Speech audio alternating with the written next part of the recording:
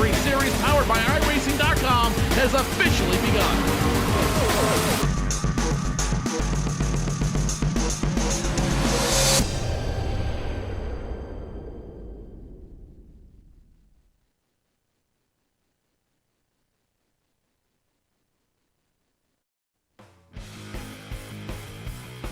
Good evening and welcome to the kickoff for the 6th annual NASCAR Peak Antifreeze Series live from the World Center of Racing, Daytona International Speedway, and every single lap is powered by iRacing.com. Good evening, everybody. My name is Tony Stevens. I'll be joined just a little bit later by my good friend Joe Cortez. Normally also joined by Tim Terry. He is traveling to and from Florida at the moment. He'll rejoin us at our next broadcast in just 1 week's time. So glad you could join us here at the virtual World Center of Racing in our virtual PSR TV studio. Behind me, you can see on-track action taking place as cars and drivers warm up for the kickoff for season number 6 of the NASCAR Peak Antifreeze Series. And boy, let me tell you, it has been one heck of a ride. We have seen all kinds of drivers, all kinds of teams, all kinds of success, all kinds of failure and defeat. It's always a story every season and every week. We've got so many to talk about, so many people here, 50 drivers eligible to partake here in this, the richest division of iRacing series, and of course, the only one sanctioned officially by NASCAR. In fact, that contract was just renewed. We'll talk about that a little bit later as well. But one thing that drivers care about, they care about having fun, they care about winning, and they care about prizes. And Joe Cortez, well, he's going to take you through all the prizes and all the things up for grabs this year in the 2015 NASCAR Peak Antifreeze Series. Joe?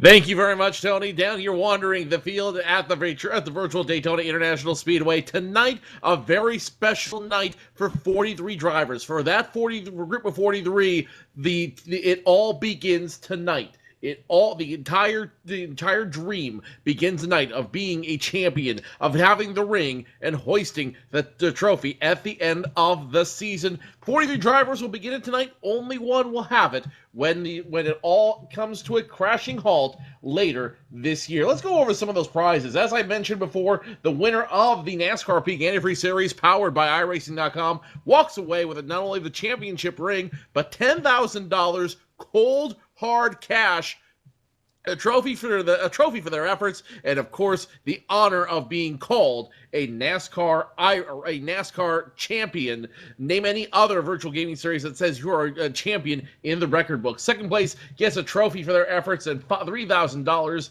cash. Third place, a trophy as well, and $1,500 cash. Fourth place, only $1,000, and fifth place, $500. Fifth is the final place that pays American pesos, my friends. In sixth place walks away with $450 in iRacing.com credits that they can use to buy up on the cars, the tracks, and get really everything they need set up for the 2016 season, as it were. Seventh place will walk away with a $400 iRacing.com credit. Eighth walks away with $350, ninth $300, 10th $250, 11th $200, and 12th walks away with $100 in iRacing.com credits, which goes a long way to getting that car set up for the next season. Tony, we are moments away from going racing. This is going to be a night to remember as we kick off the 6th season of the NASCAR Peak Antifreeze Series, powered by iRacing.com. And Joe, cannot look any more forward to this than we have for this entire offseason. So glad the time is finally here to crank some engines and get cars racing around this racetrack behind me. And in order to do that, a couple of us have to get up to the booth and cover a few things. So I'm going to leave the virtual studio and I'm going to join Joe up top where things can be seen along this entire behemoth of a racetrack, the 2.5-mile Daytona International Speedway.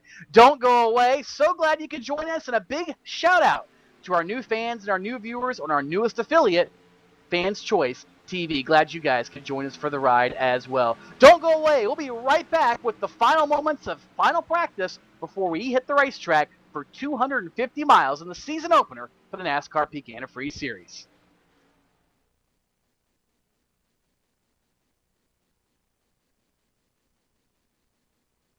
Sorry, guys. I never would have thought making duck calls would have stirred up this much excitement. No kidding. Got him coming up here. Shortcut time!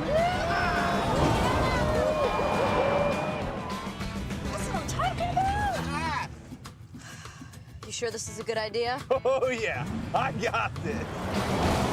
I can't guarantee how this will end, but Peak can guarantee your radiator for life. Introducing the Peak Run True Guarantee. Check it out at peakguarantee.com.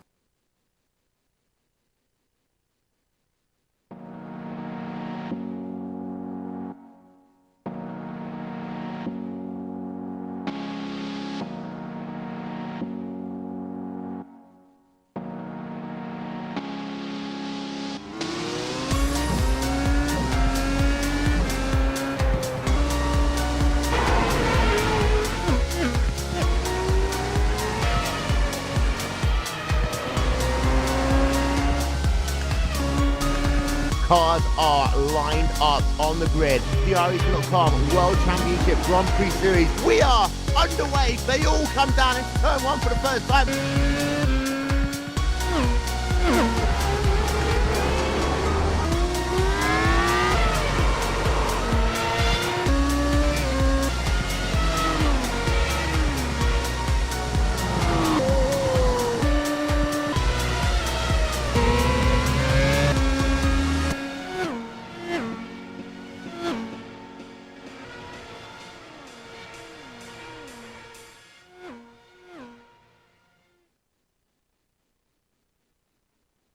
Welcome back to the NASCAR Peak Antifreeze Series season opener here live on PSR TV. Just about 5 minutes or so left here in the final practice session for each and every one of these drivers. And Joe Cortez, we look down the starting lineup and the times between these drivers, literally from the pole all the way back to the entire field, is less than 1/10 of 1 second.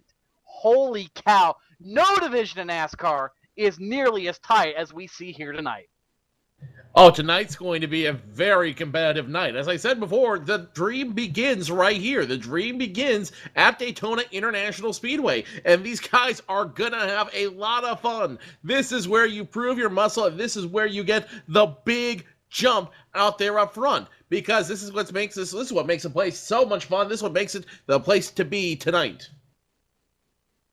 And it's the place to be for everybody. As we said, we're excited to have our new affiliate, Fans Choice TV, for the very first time airing action here live from the NASCAR Peak Antifreeze Series. We've got some other cool stuff coming with that as well, including some other races every Tuesday night on Fans Choice TV. You'll find some sort of NASCAR virtual action, and that can pretty much be your home if you're watching us on Fans Choice. So mark your calendars and know that you'll have a place where you can tune in racing in the middle of the week. One of the things that's of note, sometimes when you go through the off-season, Joe, you have some issues. And already one driver incurring a penalty over the course of the qualifying session a few minutes ago. That's Alex Warren, the driver of the number 82. An infraction in his qualifying procedure means he has to open the race with a drive-through penalty. Tough break for the driver who's going to start in the 18th spot on the outside of row number 9.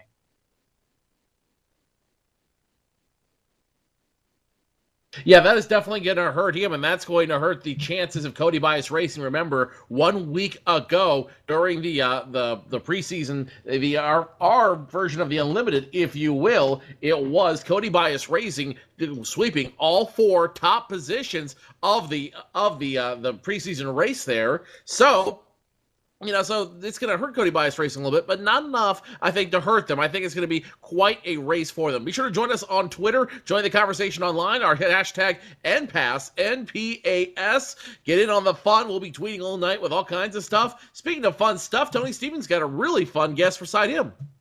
I do, Joe, and before I get to him, I want to remind everybody, we're all on Twitter, at PSRTV. You're at Joe Cortez. I'm at TStevens92.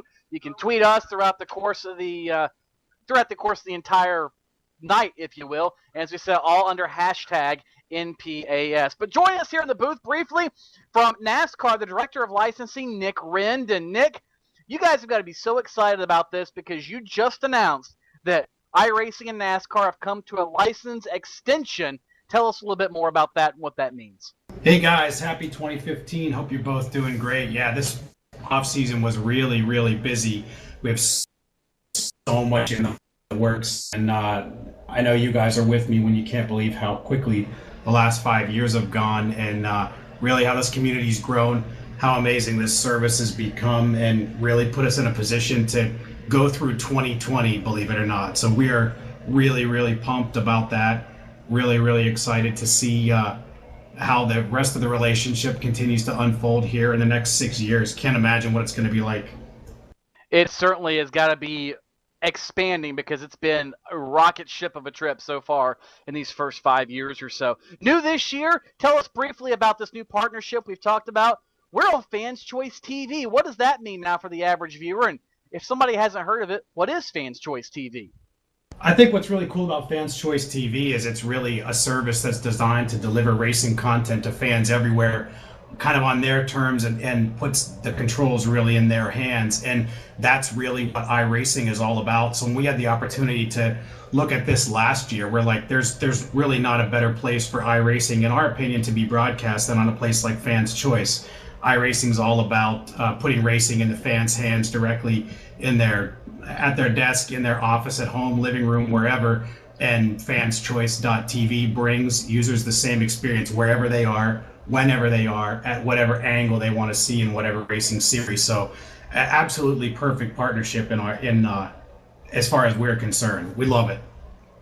And finally, before we go to the grid here and tell everybody who's starting in this race, with the addition of the Gateway Motorsports Park now, NASCAR's always been about access, and now any fan can jump on iRacing service and race the entire schedule of tracks for any of the top 3 series and a majority of the tracks for a lot of the regional touring series as well. That's got to be awesome for you guys to be able to make that kind of connection with your fans, your tracks, and everybody that follows the sport.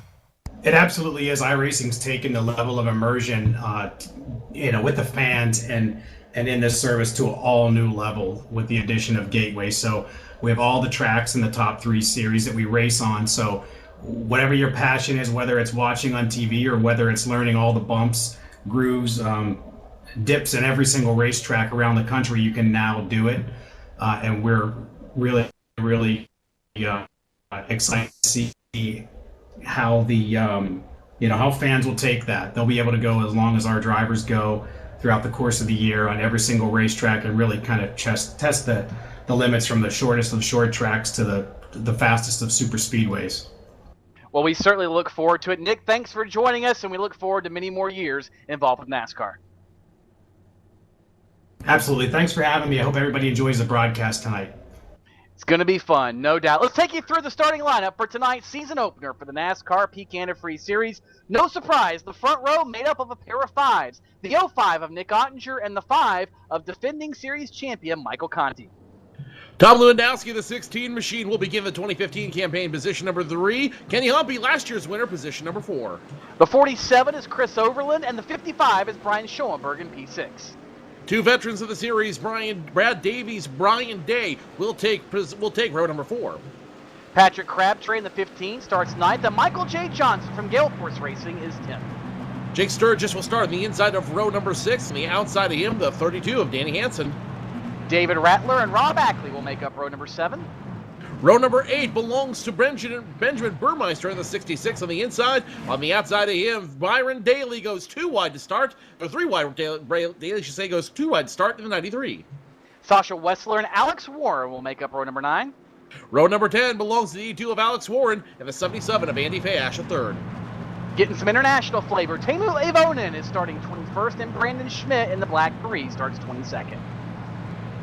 It'll be Alex Scribner starting 23rd, and BJ Sturgis 57 starting 24th. Alan Bowes and Matt Busa are in row number 13. Row number 14, Nathan Wise in the inside, Chad Lawton on the outside. Next handful of starters, Justin Bolton, Adam Gilliland, winner almost of the shootout a few weeks ago, Trey Eidson, Corey Vincent, Brad Mahar, former champion Ray Alfala, and Casey Tucker all the way back to 35th. The rest of your field, Stephen Gilbert, Tyler Laughlin, Taylor Hurst, Brian Blackford, Tyler Hudson, Kevin King, Tyler Hill, and Landon Harrison starts shotgun on the field of 43 tonight as we get ready to go green flag racing here at Daytona. It's been a very long offseason. Teams have changed, sponsors have changed, colors and all, but one thing that hasn't, they like to mash the loud pedal. green flag is out on the 2015 NASCAR Peak Antifreeze Series season. The field will barrel off into turn number 1, and to nobody's surprise, Nick Ottinger and Mike Conti are the two that lead the field to the 31-degree high banks. The man has been the bridesmaid twice this season. He wants to be the bride and take home the $10,000 prize. Ottinger in front, leading Michael Conti in the 58 and the 16, all behind him. Low line seems to be the place to be as they go back down the super stretch into turns 3 and 4.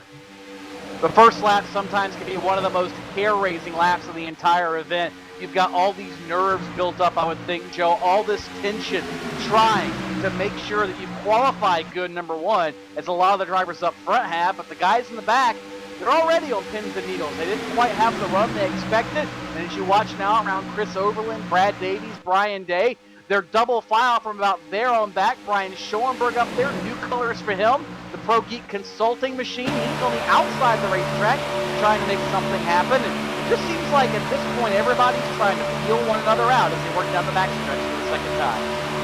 Everyone trying to figure out where their car is, what they want to do, and trying to figure out how good their car is for the evening. Let's ride along with the number 4 of Brian Day. That's a Plan B sales machine as he tailgates the 55 of Brian Schoenberg. Schoenberg, another driver who's been constantly frustrated in the series. He's got a push now, and he's going to try to take the first lead change of the night. Schoenberg, you said, very frustrated. In fact, his team, J Show Motorsports, disbanded over the course of the offseason. He is with a new team now, actually joining the Slip Angle bunch, and that's why he's got Pro Geek Consulting on the side of his car. And so far it seems to be working, because unlike what we saw in the shootout and the preseason Thunder, this top lane is rolling. In fact, it's rolling Brian Schoenberg up to the point Brian Day is giving him one heck of a shove. Moves Schoenberg now to P1 in turn number 3. And Schoenberg will be the first lead change of the evening. Don't look now. Here comes Brian Day, and he's got a little bit of help behind him. It looks like that's going to be the 47 machine of BJ Sturgis. Now, as soon as Schoenberg takes the lead, it's going to be taken away from him. First official lead change will go to the 4 of Brian Day. Make that 2 lead changes for the night. Alabama driver Brian Day, I had a chance to hang out a little bit with him in the offseason. He and his Gale Force team actually had a day at the GoPro Motorplex in North Carolina, owned by NASCAR driver Justin Marks and Michael McDowell, kind of a joint venture for them, and I probably got the 2 names wrong as far as who's in it, but I'm pretty sure that's who it is, are Marks and McDowell, and that place has really become a haven for racers, iRacers, physical racers, the same boat, and Brian Day said he has got to get a brand new focus on life in this season when it comes to the Peak Antifreeze Series. So far, it seems to be the case. His sponsors from the North Carolina area, Plan B Sales, one of the best places to find die-casts and all kinds of souvenirs, and he's certainly showing that they are behind him as he led a lap here already at Daytona. And look at Chris Overland, the 47 machine up front, making a little bit of noise. Again, Joe, this is so unlike what we saw in the first 2 unofficial events of the season, where it was all Cody Bias Racing all the time. They're almost nowhere to be found here in the open class. Well, Tony, this is where the rubber meets the road, and it's entirely possible in the first 2 events, preseason Thunder, the shootout that we had last week. These guys could have been sandbagging a little bit. These guys have been waiting to see what everyone else showed up to the party with to start making a plan around what they've got going on. And so I think that's really what happened in that offseason, or in the last 2 races, is everyone waited to see who's got the hot hand. Cody Bias Racing showed up the hot hand, so everyone else said, okay, now we know who to beat. Let's get our car set up, and let's get everything we have set up so that we can beat them. So far, it's working as Chris Overland continues to lead. And I misspoke a moment ago. I actually just got the correction, and I apologize. Brian Schoenberg not with Slip Angle, actually with Drill Isle Motorsports this season. I apologize for that. But somebody else, let's see, who else? Oh, yeah, some guy named Michael Conti was with that team last season. He's back in that Butto Gaming cockpits machine. And his Chevrolet was pretty stout, Joe. Won a championship last season. So certainly if you're going to jump to a team, a championship-winning team is one you want to go to. And right now Schoenberg's showing just what he's got in a championship team, pushing Chris Overland further and further ahead of third place Nick Ottinger. More importantly, though, we've run 6 laps as you ride around the rear deck lid of the 58 machine. that rear deck lid belongs to Kenny Humpy. The more miraculous thing is we've run 6 laps. We're scoring lap number 7 now without a single accident. Now, as soon as I say that, we're going to jinx the field, but that's still pretty cool. That we've run so far without a single incident. Everybody's giving each other enough space. Everyone's giving each other a lot of mutual respect. That's the cool thing about this series.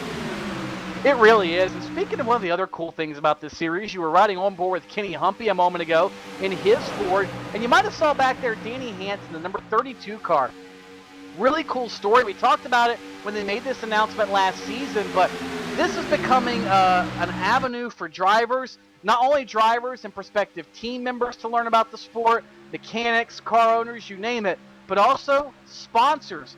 Was talking with Garrett Smithley a little bit earlier, and he's been running the ARCA Racing Series presented by Menards. He's also going to be running the NASCAR Camping World Truck Series in Atlanta this weekend, and a couple of his physical worldsters came into this sport through the NASCAR Peak Antifreeze Series, like Segpay on the side of Danny Hansen's car, and he's got some other people like the movie Camera by V-Hill and the Leica strips that are also on board. A new, basically like an energy type strip from what I gathered from Garrett that's on board Danny Hansen. So it's cool to see so many people, everybody from Peak, the series sponsor, on down, making this a place to really get their sponsorship activated and involved when it comes to the sport, as we're 3 wide up front.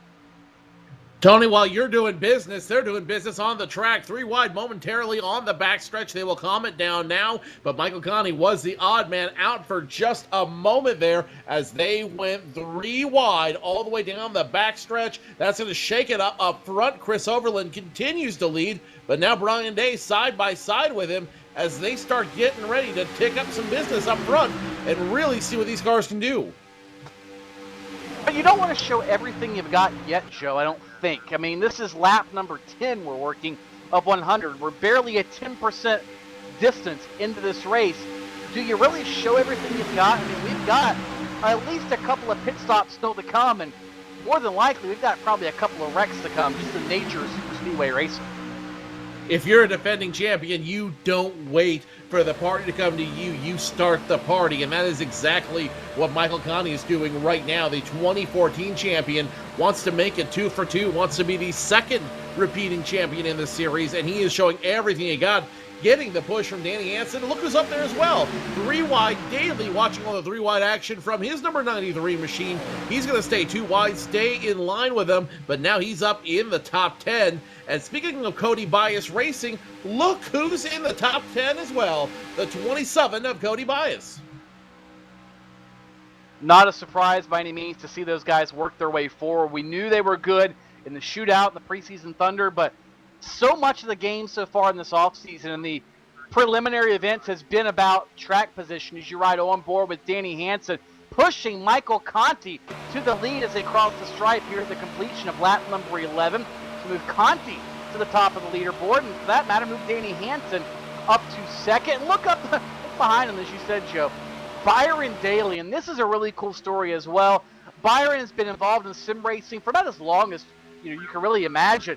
And Byron is originally from New York City, moved south to North Carolina, pursued a degree in mechanical engineering at the University of North Carolina, Charlotte, is ahead of him right now. Hansen looked for the lead on Conti, nothing there.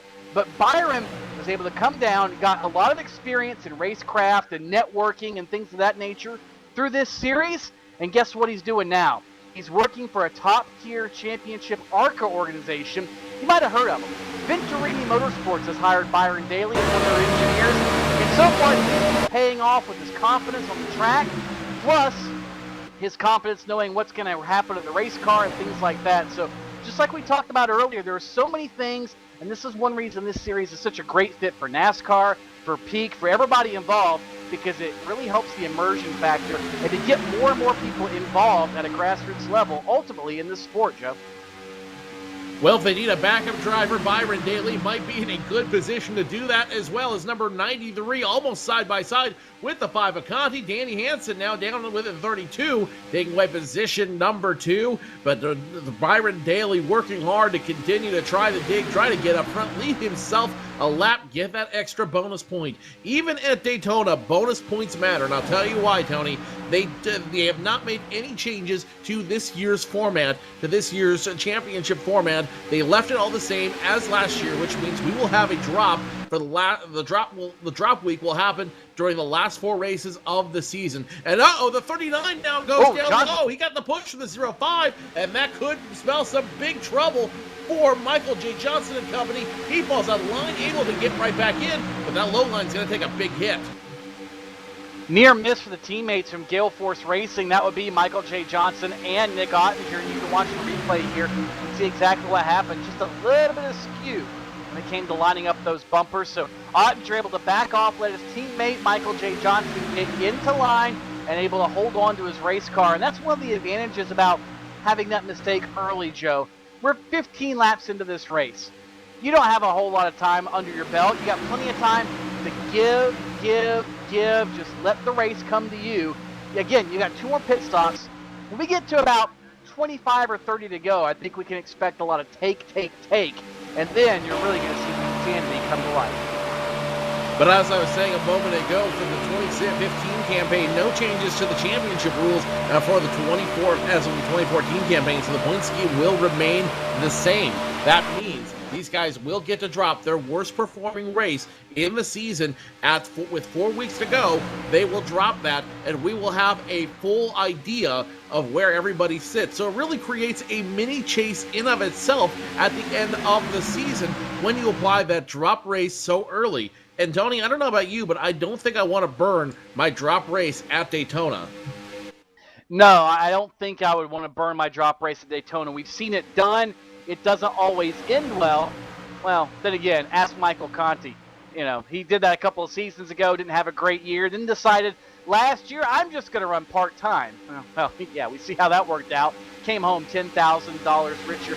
And that's another one of the cool things, Joe, about this series is you look at the championship format, and yes, you've got a variance of drivers. You've got a drop race and a schedule that's half as long, basically, as the NASCAR Sprint Cup Series schedule. As you look back from Michael Conti to Danny Hansen and the rest of the field, they get ready to actually overtake a slower car. That's Alex Warren, who served that drive-through penalty earlier for qualification infractions. They'll bypass him momentarily. But this is an avenue for NASCAR to try things. They can test championship formats. They can test point formats. They can try a lot of different things. If they ever get a whim to maybe tweak the chase, let's say, there's nothing stopping them from tweaking it right here in iRacing and using this as a test pad before they launch it to the upper echelon of the NASCAR Sprint Cup Series. Really, really cool tool that both iRacing and NASCAR have here in this series. Well, NASCAR is really understanding that iRacing is more than just a video game. It is more than just a simulation. For a lot of drivers, it is a legitimate tool. It is a legitimate tool to understand the tracks. It is a legitimate tool to understand how the car is going to respond. And it's a legitimate tool for when practice time is limited, as it was this off-season. And there is no limit to the practice you can get in on iRacing. So guess what guys are doing now? They're getting their track time in on iRacing, they're practicing the tracks, they're learning the tracks, and they're figuring out how to run a successful campaign by learning the tracks through iRacing. And you might think, okay, there's only so much you can do, but I mean, a lot of these guys, the road courses in particular, we hear a lot about it. They can learn their marks, learn the different markers on the racetrack, points, turn in, brake, accelerate, so on and so forth. And while the chassis setup might not necessarily be the same, some of these guys sometimes discover things that theoretically work on this sim, and they might take it and just say, let's play with it on a test rig and just see what happens. They go on there, as you're right on board with Chris Overland and his Menard Chevy, but they'll test it and say, wow, this worked or didn't work. So sometimes you can come up with some cool ideas like that, but you're right, Joe. This is ultimately as real as it gets without sitting behind the wheel of a race car. And actually, to go back another story about Byron Daly, the guy who's running up in the top 3 right now, he actually, with no experience whatsoever, this is a really cool tale, jumped in a Legends car at Charlotte Motor Speedway about a month or so ago now. No experience in anything but a go-kart over at the GoPro Motorplex. Jumped in, and on the first day of competition, all because of his experience through iRacing, he was only a couple of tenths of a second off the leaders. That is miraculous for a guy that's never been in a race car to be that good, and it shows you just how good of a training tool this really is to get you used to situational awareness, your reaction time, everything about it teaches you racecraft and then some. All you've got to do is learn the nuances of a different race car. Hey, didn't you have a similar ride at Charlotte Motor Speedway this offseason? Yeah, maybe. He and I finished in the same position, I'll put it to you that way. He was a hair bit faster than I was, but that's because he's a driver and I'm just a wheel holder. That's kind of how this works. But, you know, it's really cool to be able to see those types of things when they do come out. To watch guys jump from a sim to a real car and have no problem. Some guy named TJ Majors who, let's see, he spots for Dale Jr., drove Dale Jr.'s late model for a few years, is a very similar story. Had no experience, met Jr. on a sim, the predecessor to iRacing.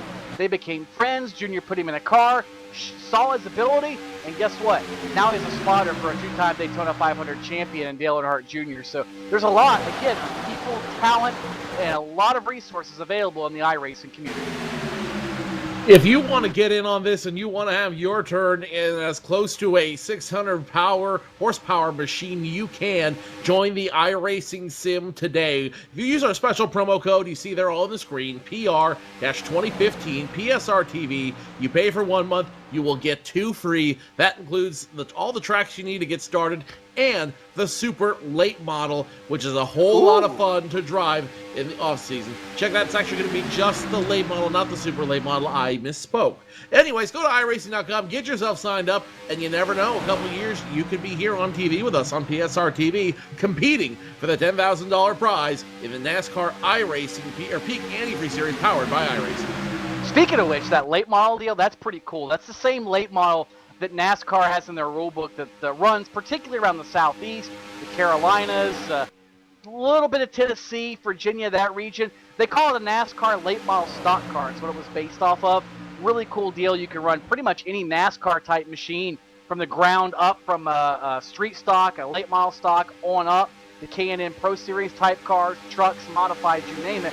But the cool part is, even if you're not an oval racing guy, if this just happens to be what you're watching, and maybe this is your first exposure to iRacing, as you're right on board as we work through the 31 degrees of banking here in turns 1 and 2. The iRacing service, Joe, has so many options. You've got sports cars, open wheel cars, you've got scale cars like the Legends cars that are available on here you start out in. It's really the ultimate racer's paradise, and the Cars Tour, you might not have heard about them, but they're going to have iRacing available through one of their partners at each one of their events. And a lot of the NASCAR guys use the super late models and the late model stocks of the Cars Tour, which are very similar to NASCAR's rules, to go back and forth. And then those guys will jump from those cars up to the K&N Pro Series and so on and so forth. But you can go to one of those events and try out iRacing, and then next thing you know, you might end up buying yourself a Legends car or something of that nature. Something of that nature. Let's reset the field for you real quick, seeing as we're just about a quarter of the way done here at Daytona. It's going to still be Michael Conti up front. He has led for quite a few laps here. The number 93 and 32 battling for that position. Behind him, Chris Overland fourth, Cody Bias fifth, Brian Schoenberg, Justin Bolton, Brian Day, Alan Bowes, and Adam Gilliland rounding out your top 10. So I think the biggest storyline to follow right now is Cody Bias Racing, which was so strong in the offseason and the preseason events. Only 2 Cody Bias Racing cars in the top 10 right now. And like we said, Joe, that's such a shock, and everybody maybe that didn't watch the Snow Cone Production shootout of the Tim's Corner preseason Thunder is going, okay, what's the big deal? Let me put it to you this way as we get a little bump draft action going on the back straightaway. Think of Hendrick Motorsports. Everybody saw the Daytona 500, or most everybody, I'm sure, saw the Daytona 500, and I'm sure so many people were thinking, man, that juggernaut of Hendrick at the front row, Gordon, Johnson, Earnhardt Jr., they're going to be hard to pass. And they were. Cody Bias Racing, in the preliminary event, as you ride on board with the namesake of Cody Bias Racing, Cody Bias, but they were just like that in the preliminary. They start up front, they run up front, they were next to impossible to get around, and everybody thought they were going to be the guys you had to beat to win here at Daytona this weekend. Well, you're having to beat them right now. Cody's up front, Chris Overland's up front, a few other members of that team are up there as well, but it's not just them. As always, the cream rises to the top. Justin Bolton one of the members of Cody Bias Racing, is up there, but again, look, he's not with his teammate. He's got a couple of his teammates around him, Joe. He's trying to search a little bit now as they run off turn number 4. Well, this is a point in the race where you kind of get a feel of who's going to help you out, who's not going to help you out, and who you want to work with at the end of the race. This is where you start to get a feel for who's really got your back and who wants to help you. And, at Daytona, at Talladega, at the big super speedways, it is a matter of getting all the help you can. If you can't get a teammate, you start making deals with other people. Hey, if you push me here, I'll push you there. And especially when it comes to pit stops, because those same people that you're making deals with now, those are the guys you're going to want to go into pit road with. Those are the guys who are going to have your back when you come out pit road, and those are the guys who are going to help you get back up front and chase back and chase down the leaders once again. On board again with Justin Bolton, the driver out of Greensburg, Pennsylvania, trying to make his way forward through the short chute here as they cross the stripe. 28 laps in the books. And Joe, that means we're getting pretty close to pit stops here at Daytona. And so far, we have been clean and green. What do you do? Do you do 2 tires? Do you do 4 tires? Do you do fuel only? This really could play a pivotal role in how this race turns out for some drivers coming up. Oh, absolutely it could. And when you think of it, you're going to have to go in for gas anyways. That's just a given. You're going to need those 2 tanks of virtual Sunoco fuel, so 2 tires come free. At the same time it takes to fill up that fuel cell, you can get 2 tires. You can get at least 2 right side tires on that car. But while you're there, you might as well stop for 4, because a car with 4 brand new sticker tires will grab easier and turn easier on the 33-degree high banks of Daytona than a car with 2 tires will. Plus, 4 tires gives you more freedom to run both lines around the track. And as you see, the top 15 still running double file and now scoring lap number 30. Those 4 tires will make the difference as to who gets up front and who gets left behind. Well, as close as this race has been, Joe, you look at qualifying times, literally the entire field was separated by less than 1/10 of 1 second. Let me repeat that. The entire field, 43 cars, was separated by less than 1/10 of 1 second. How much time, though, can you save on pit road, and is track position more valuable? Look at guys working their way forward into the top 10 right now. Guys like the 50 of Alex Scribner, the 21 of Alan Bowes. Andrew Fiash III just barely sneaking his way in there. He's up in the 11th spot right now. Do these guys maybe take a gamble early, or do they set themselves up for later? Because, again, 2 seconds in pit road can mean, 600 feet and then some on the racetrack? It's a pretty big gamble. 2 cars already making that gamble early. The 29 of Kevin King, he came down to pit road, down and away, but it looks like he missed his stall and he's going to do a drive-through. The 37 of Stephen Gilbert also came down pit road. He hit his stall, took 4 tires, 2 tanks of Sunoco fuel, down and away. Kevin King, his bad luck at Daytona is going to continue as he's going to have to come back around and repit after missing his stall. Such a tough break for Kevin King, the driver out of California.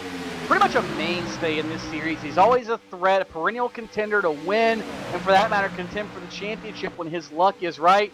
And again, the Daytona jinx has bitten him. It's not over yet, though, Joe. He could still get a caution here, and if things cycle out, it might work out for him. Could become eligible for the free pass. Still a lot of racing to go. 68 laps when they cross the stripe this time. But I can see already that this field's starting to string out a little bit, Joe, and I'm beginning to wonder, is some of that handling, where guys are trying to just get in line and survive these last few laps, or is some of this jockeying now for track position to get the pit road cleanly so we don't have a massive pileup coming out of turn number 4? As you ride inside the 27 of Cody Bias, right now I think it's all about track position, and it's all about that prime position to get down pit road. Effectively, you are going from over 200 miles per hour down to freeway speeds, down to 65. Imagine the G-force, the momentum. You've got to stop on 4 brakes with severely worn tires.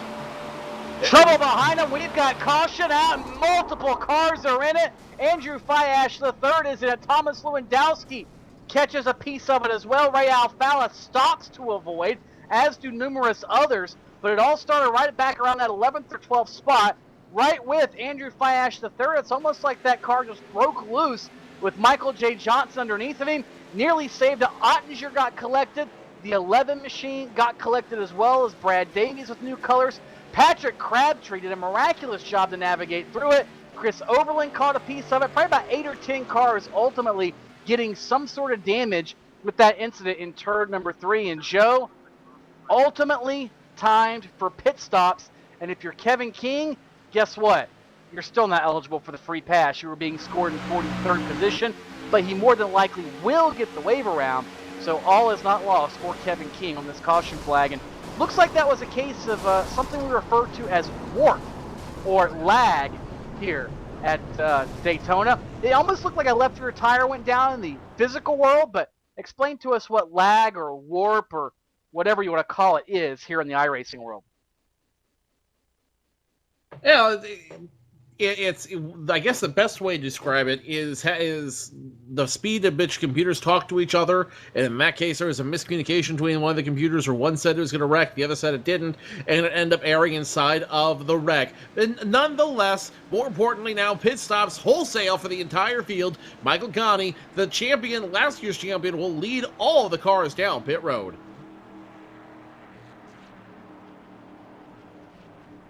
Conti's going to end up in box number 1, or at least close to box number 1. I apologize. He's in box number 2, as Nick Ottinger was on the pole. We'll see what everybody does. More than likely, I would think 4 tires and fuel going to be the order of the day up and down pit road. Couple of drivers, trying to gamble a little bit. Looks like Conti will win the race off of the pit lane, followed by Byron Daly. Danny Hansen comes out in 3rd. He'll be followed by the 36 of Justin Bolton, Kenny Humpy, Cody Bias, Alex Scribner in the 50, Brian Day, and others. Looks like pretty much everybody the same exact strategy up front. That means we'll have the same contenders vying for the checkers once we work towards the halfway break, or not break, the halfway point here in just a few laps, Joe. Quite a few guys risking 2 tires. Byron Daly, one of them. Danny Hansen, one of them. A couple guys are already messing around with 2 tires, and I've got a feeling this is a trend we may see all night. We'll find out what that trend is and see how it all plays out. 35 laps complete this next time by Michael Conti. Looks like he's going to be scored as the leader when we go back green. Don't go away. You're watching the NASCAR Peak Antifreeze Series live from Daytona International Speedway. Sorry, guys. I never would have thought making duck calls would have stirred up this much excitement. No kidding. Got him coming up here. Shortcut time! This is what I'm talking about.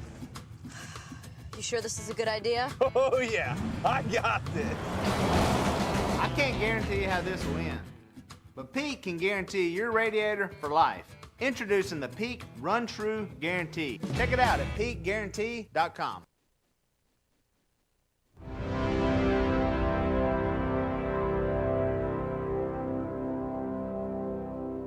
Race fans, it's time for those most famous words in motorsports.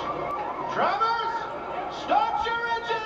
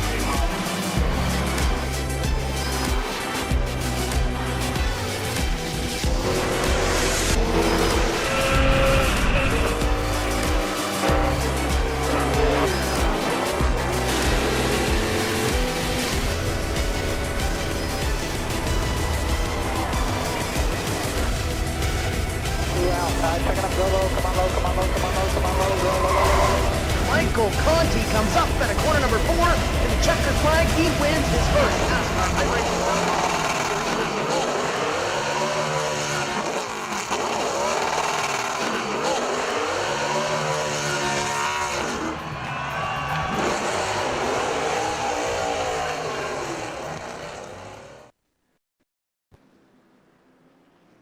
Welcome back to Daytona International Speedway. Still working the first caution of the night. here for the NASCAR Peak Antifreeze Series at the World Center of Racing. Field gets the 1-to-go signal as we anticipated.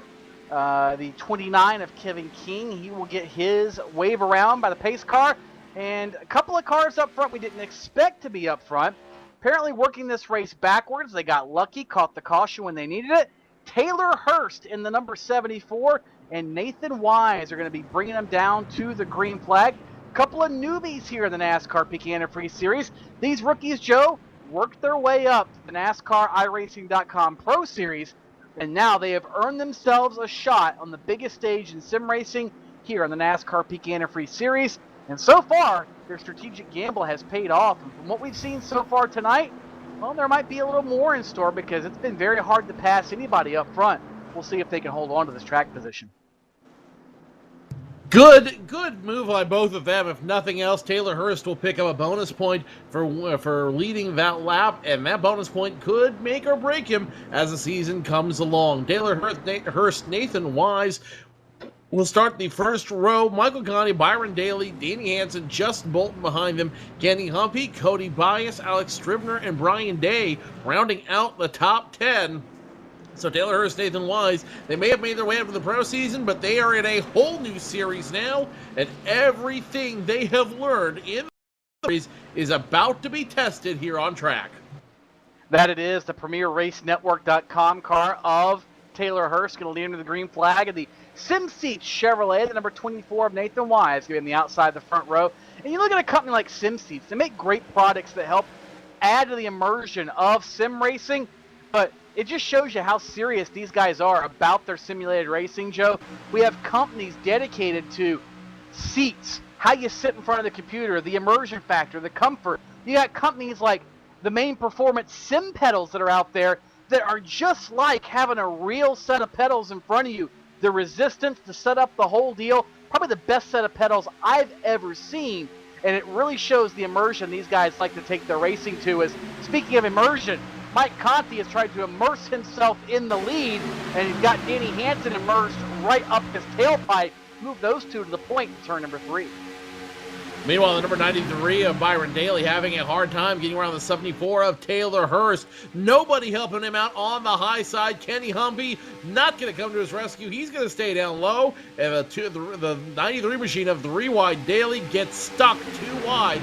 This is where we're talking about relationships matter, networking matters. This is where you see it played out right here. Nobody wanted to help out the 93, so guess what's going to happen if the 93 gets a chance to mess with one of those guys, the 58, the 36, the 27? Don't expect Byron Daly to be so hospitable to them.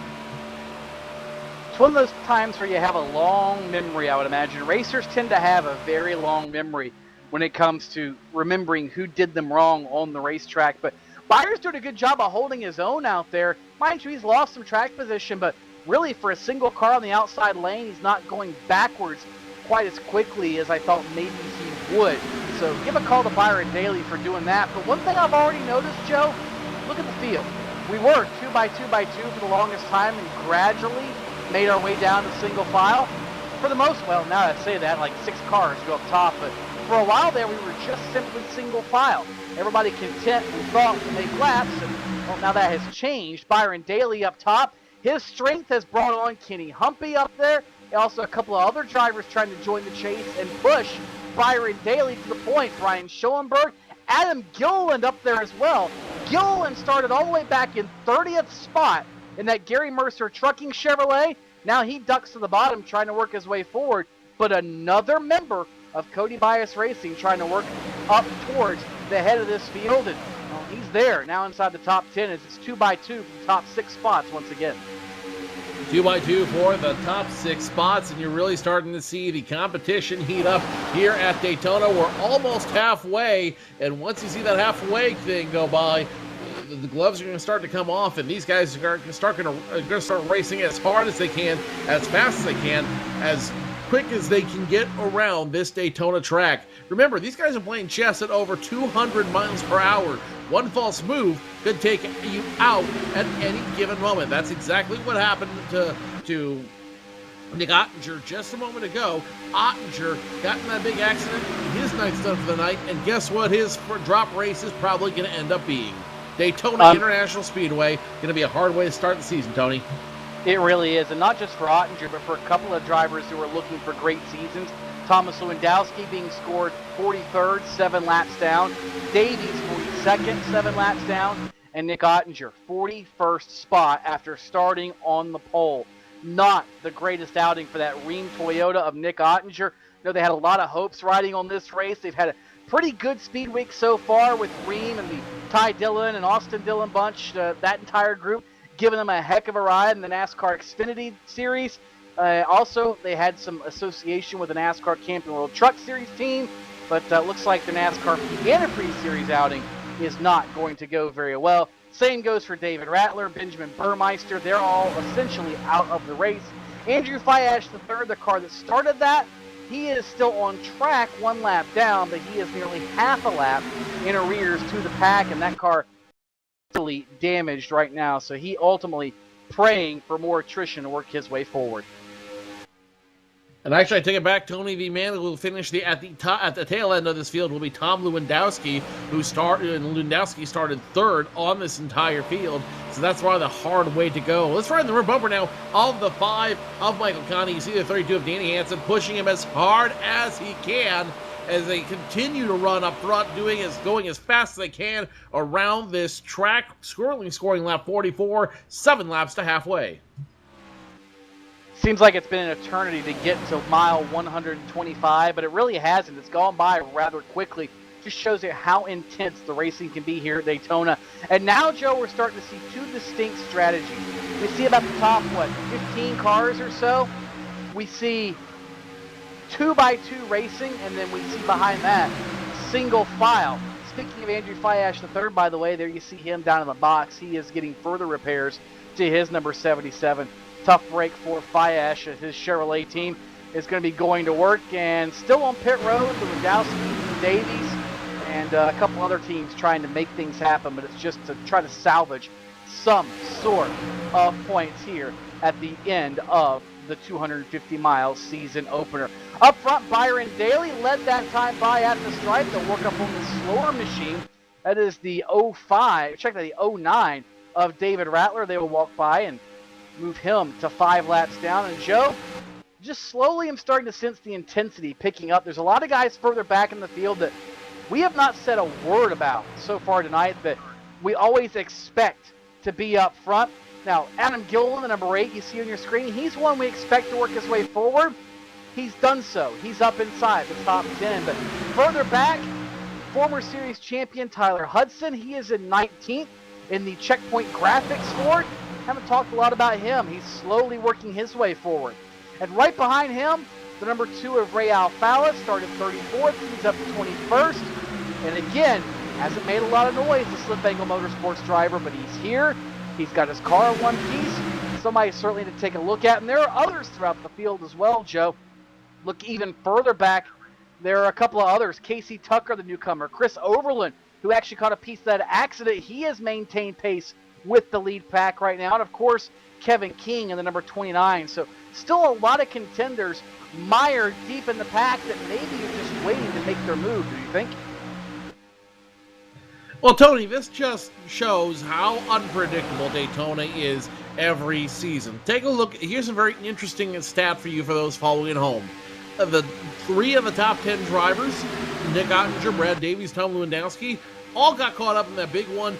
Of the 3 of those, 2 remain on pit road trying to salvage their rides and trying to get back out on the track. Meanwhile, up front, you have Byron Daly, who started 16th, Taylor Hurst, who started 38th, now Adam Gillen's joining the hunt, who started 30th. They're all in the top 10, and they're all fighting for position. They're all fighting to take the lead here at Daytona, to take the lead at the season opener. It just goes to show that you cannot predict the action at Daytona. You cannot predict super speedway racing. All you can do is react. But that being said, the safest place to be while super speedway racing is up front. And you got a lot of guys right now who are doing just that, racing to stay up front and racing to stay out of the eye of the hurricane, if you will. And Joe, the biggest thing it seems like, especially in any of these races, but especially the super speedways, is to not give up. Tyler Hudson tells the story 2 seasons ago when he won his one and only NASCAR Peak Antifreeze Series title. He said, I was at Talladega. I'd been in a wreck. I was off the pace. I was one lap down. I was just about ready to go a second lap down. The caution flag came out. And he said, if I got lapped the second time, I was going to pull it in. I was going to call it a day and just be done with it. Well, ultimately, what happened, the circumstances played out. He ended up with a top 10 finish that day. And that season, Tyler won the championship by less than 5 points. That was the difference between quitting at Talladega that night or soldiering on. And he soldiered on and ultimately gave him a championship here in Sim Racing's Premier League. So all these guys soldiering around, trying to limp off the pace and just make laps, this could be their season when we get down to the finale at Homestead, Miami. 1-2 points could be all the difference when it comes down to those final couple of races and could put them in the money, or better yet, in a championship position. As we keep an eye on our past champions, Ray Alfalla and Tyler Hudson, you watch them in the box there. Here's something for you to gnaw on, Tony, as I was going through the notes this week. We've raced this race 5 different times. This is the 6th season opener we've had in the NASCAR Peak Antifreeze Series. Of those 5 races, 5 different winners have taken the checkered flag here at Daytona International Speedway. That includes Kenny Hamby last year, Jared Crawford the year before, 2012, Jeremy Allen, Ray Alfalla 2011, and 2010, some guy you may have heard of. Tell me if you've heard this name before. Dale Earnhardt Jr., does that ring a bell, Tony? Yes, and unfortunately, no, he did not graduate from this series. He was just one of the first ones to qualify, and we all know how much Junior loves sim racing, and I'm sure he's probably watching right now, but it just shows you how valuable this series is and how prestigious it is. Dale Earnhardt Jr. ran the first full season of the NASCAR Peak Antifreeze Series as a competitor and won how many races, Joe? 1. He won 1 single race in the season that Richard Towler took home the championship, and it was right here at Daytona. And Junior had to do it how? On fuel mileage. It wasn't on sheer speed. He got involved in a wreck in that race, had to limp across the line, but he was able to outsmart and outthink his competition to end up in victory lane. And just a few short years later, he ended up back in the winner's circle here at Daytona. There could be something to that. Well, there's something else to this race, and let me tell you this. Number 1, we've had a different winner every season here at Daytona, so don't be surprised to see a first-time Daytona winner take the checkered flag tonight. Number 2, of those 5 unique winners, only 1 driver was able to turn a Daytona win into a season championship. That was back in 2011 when Ray Alfalla won his first of 2 championships, back-to-back championships in the NASCAR Peak Antifreeze Series, powered by iRacing. So number 1, this race is critically important, but you can't overcome it if you don't have a great finish. And number 2, this race breeds champions. It does, Joe, because of the simple fact that the mental toughness it takes to get through one of these restrictor plate races is just amazing. We talked about how so many people have gone from the sim racing world to the physical world. There's one thing you don't have in this race car that you have in an actual physical car: the seat of the pants feel. You can't feel necessarily that car get out from under. You can't feel where you are next to the guy beside you. You have to use a lot more of your brain power and your awareness with everything you can see, hear, and a little bit maybe of force feedback you have around you, plus a spotter. Yes, these guys are running live spotters. Somebody else is in the sim spotting for them. They've got other crew guys around helping them with strategy, fuel mileage, pit calls. It literally takes a full team to finish one of these races and do it well. And a lot of these guys, I know, they never get the credit, but their teams win these races as much as the guys behind the wheel do. Are we just reciting lines from Rush now, Tony? What did I recite from Rush? The fact of the button seat line. You don't remember that scene in Italy? No, the only one I remember from Rush was, and I have to agree, this has become my life's motto now: don't go to men willing to risk their lives driving in circles looking for normalcy. That about summarizes our life. Would you agree? I thought the line was don't looking for someone who drives in circles risking their lives looking for a reason. No, it was normalcy. Either way, both apply. But I think definitely reason more applies to me than you. As one man looking for reason race, that is Byron Daly. He's going to charge up and try to take away the lead from the 5 of Michael Conti. It is a short-lived lead as Conti able to make it work, get back up front and continue to lead this race. You ride on the roof cam of the 24. That is Nathan Wise, one of the newcomers to this season, and he is holding on. Great track position, great strategy that he's running right this second. He's able to parlay it into position number 7 on the field. That is the Chevy Sim seat. Catch that, the Chevy SS Sim seat. Never mind. But yeah, that's the Chevy SS of Nathan Wise. Remember, it was him and Taylor Hurst who scored 5th in the line last time by that stayed out on that caution. They short pitted on the previous run, and now they're able to mix it up with the leaders. And so far, they have held their own. They haven't dropped back by any means, and now they're starting to march their way forward just a little bit. So if the cautions fall right and the pit strategy does as well, I think these guys might be in line to be a possible upset candidate, the underdog, if you will, by the time this is said and done. Remember Saturday, Kevin Harvick said he loves to see an underdog in the Xfinity Series race? Well, guess what? Same applies here in the Peak Antifreeze Series. The draft is the great equalizer, and many underdogs have a shot here tonight. Another entertaining statistic for you, only one first-time rookie driver has been able to come to the NASCAR Peak Antifreeze Series and win the very first race. Kenny Humpy came to the series as a rookie last year, able to parlay his experience into a first-place win here at Daytona. But again, as we've gone through that progression of drivers that have won this race, considering that we've always had a unique winner to this race, it wouldn't surprise me if one of the other rookies could make it 2 for 2 for the rookie class at Daytona. Well, there's some pretty stout competition up there, Joe, if you're going to pass him as a rookie. Conti, Daly. Of course, Daly's never won a NASCAR Peak Antifreeze Series race. He's had so many chances, and he said this season it'll happen, but he's never won one. The guy you're on board with, Brian Schoenberg, has yet to win one. He, too, has been so close so many times, but again, a veteran of the series, very stout guy to get around in his Pro Geek Chevrolet. So many top-notch teams up there that these graduates from the iRacing.com Pro Series are going to have their hands full. But but along those same lines, that's one of the cool things I love about iRacing, Joe. Everybody talks about having that sponsorship and get the right break in the physical racing world. And while those things help and you can help facilitate that with your own skills and ability in those fields, iRacing is truly based on merit. It's all about on-track performance, period. And if you do well in every series, you can continue to move up. And if you continue to perform, guess what? A seat opens at the table for you in this series. Certainly, for the purist, if you will, this is something they definitely want to get involved with. Pit stops happening on track. As it looks like 31 of Sasha Wessler is going to come down pit road. Looks like the 36, 827. Cody Bias Racing down up pit road as well. Wholesale stops for the entire Cody Bias team as they're going to start playing the fuel mileage game out here, Tony.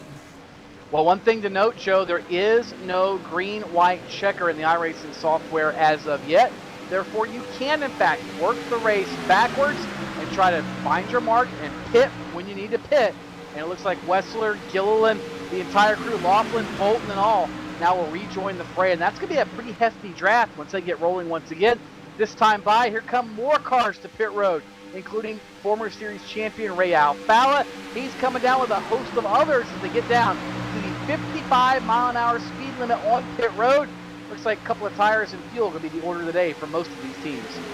Conti comes down pit road. Danny Hansen breaks away. He will hit his stall perfectly this time. He overshot it last time. This time, good stop for Danny Hansen. Fuel only right now. It will be maybe 2 tires and a couple of adjustments. No, fuel only for the 32 of Danny Hansen. They are going to risk a fuel only stop. Schoenberg does the same. And it looks like Michael Conti does the same as more drivers get ready to come down pit road. Just about had a collision there on the exit between and Mike Conti and a couple of others, but they get it all sorted out as they try to blend back into traffic over in turn number 1. It looks like most everybody else coming down pit road this time as well, Joe.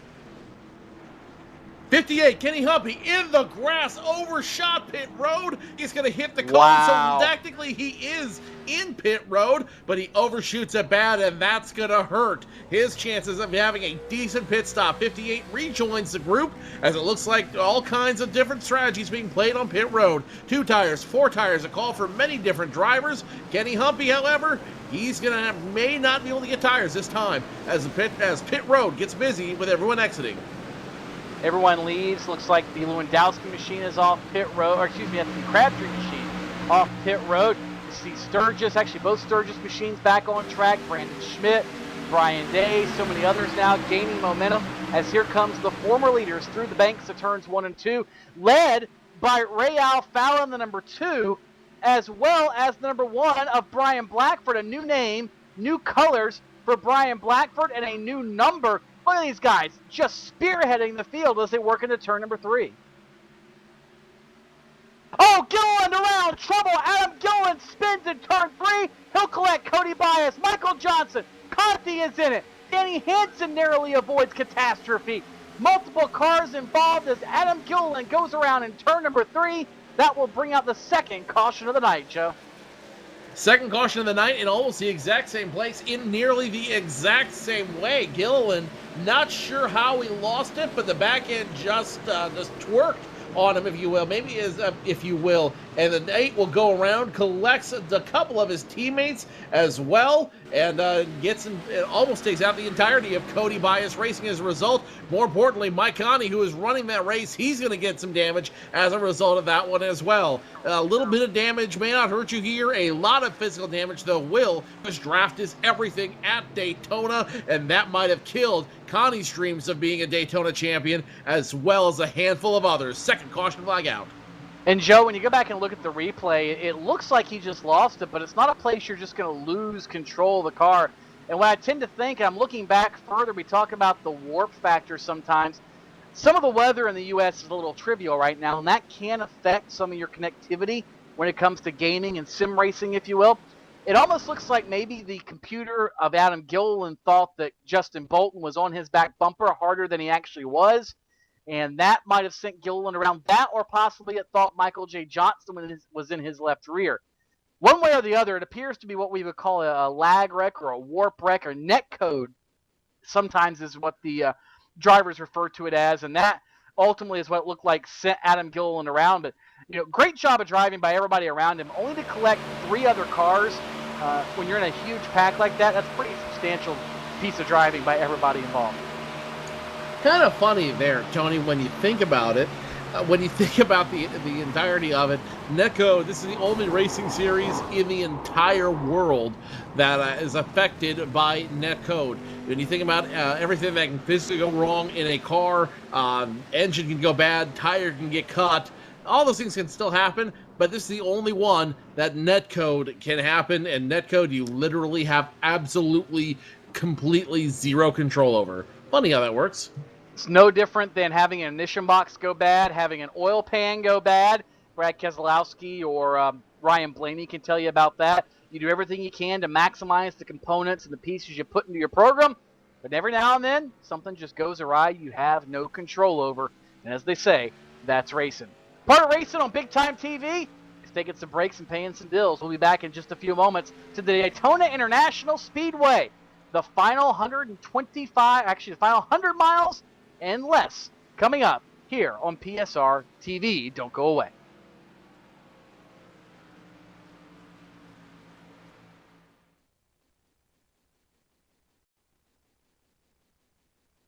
Sorry, guys. I never would have thought making duck calls would have stirred up this much excitement. No kidding. Got him coming up here. Shortcut time! That's what I'm talking about. You sure this is a good idea? Oh, yeah. I got this. I can't guarantee you how this will end, but Pete can guarantee your radiator for life. Introducing the Peak Run True Guarantee. Check it out at peakguarantee.com.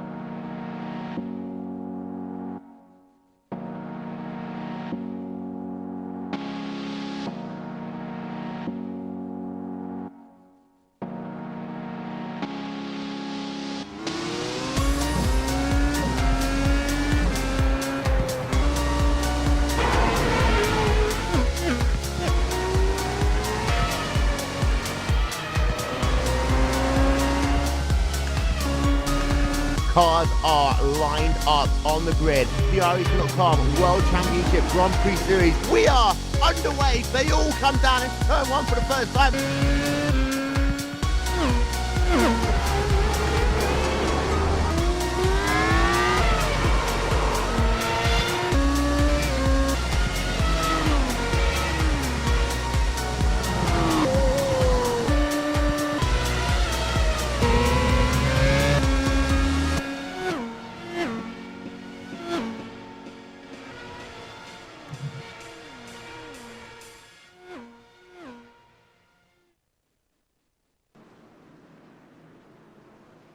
Welcome back to Daytona. You see the field lined up 2x2 on the high banks. Means next time by, they'll be at speed through that end of the speedway with 34 laps to go. Getting down to crunch time here at Daytona. And guess what? If this is just going to wet your racing whistle, Joe, well, we've got great news for you.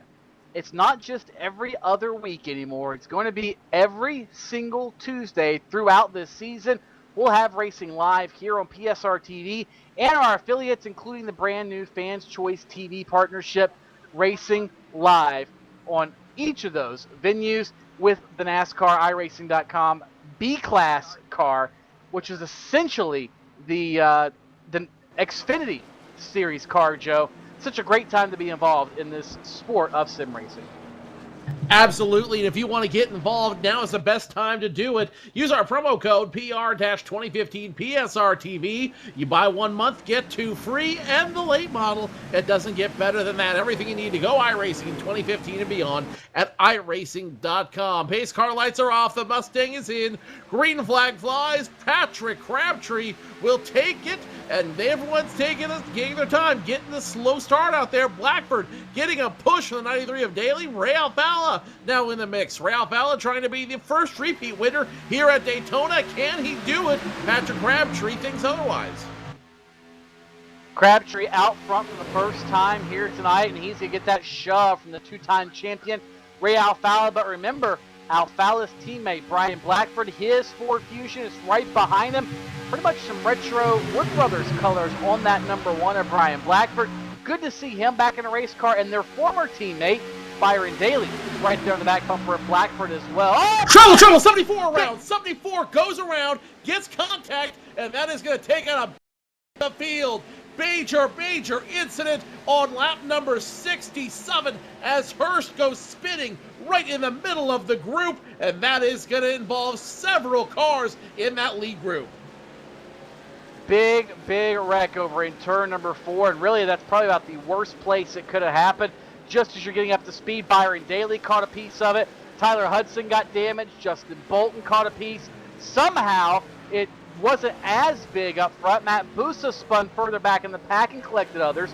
Then Trey Eidson got involved. The number 21 of Alan Bowes caught a piece of it. He ended up collecting the number 55 of Brian Schoenberg. We see Tyler Hill sneak through, and so many others further back that caught a piece of it, including Kenny Humpy.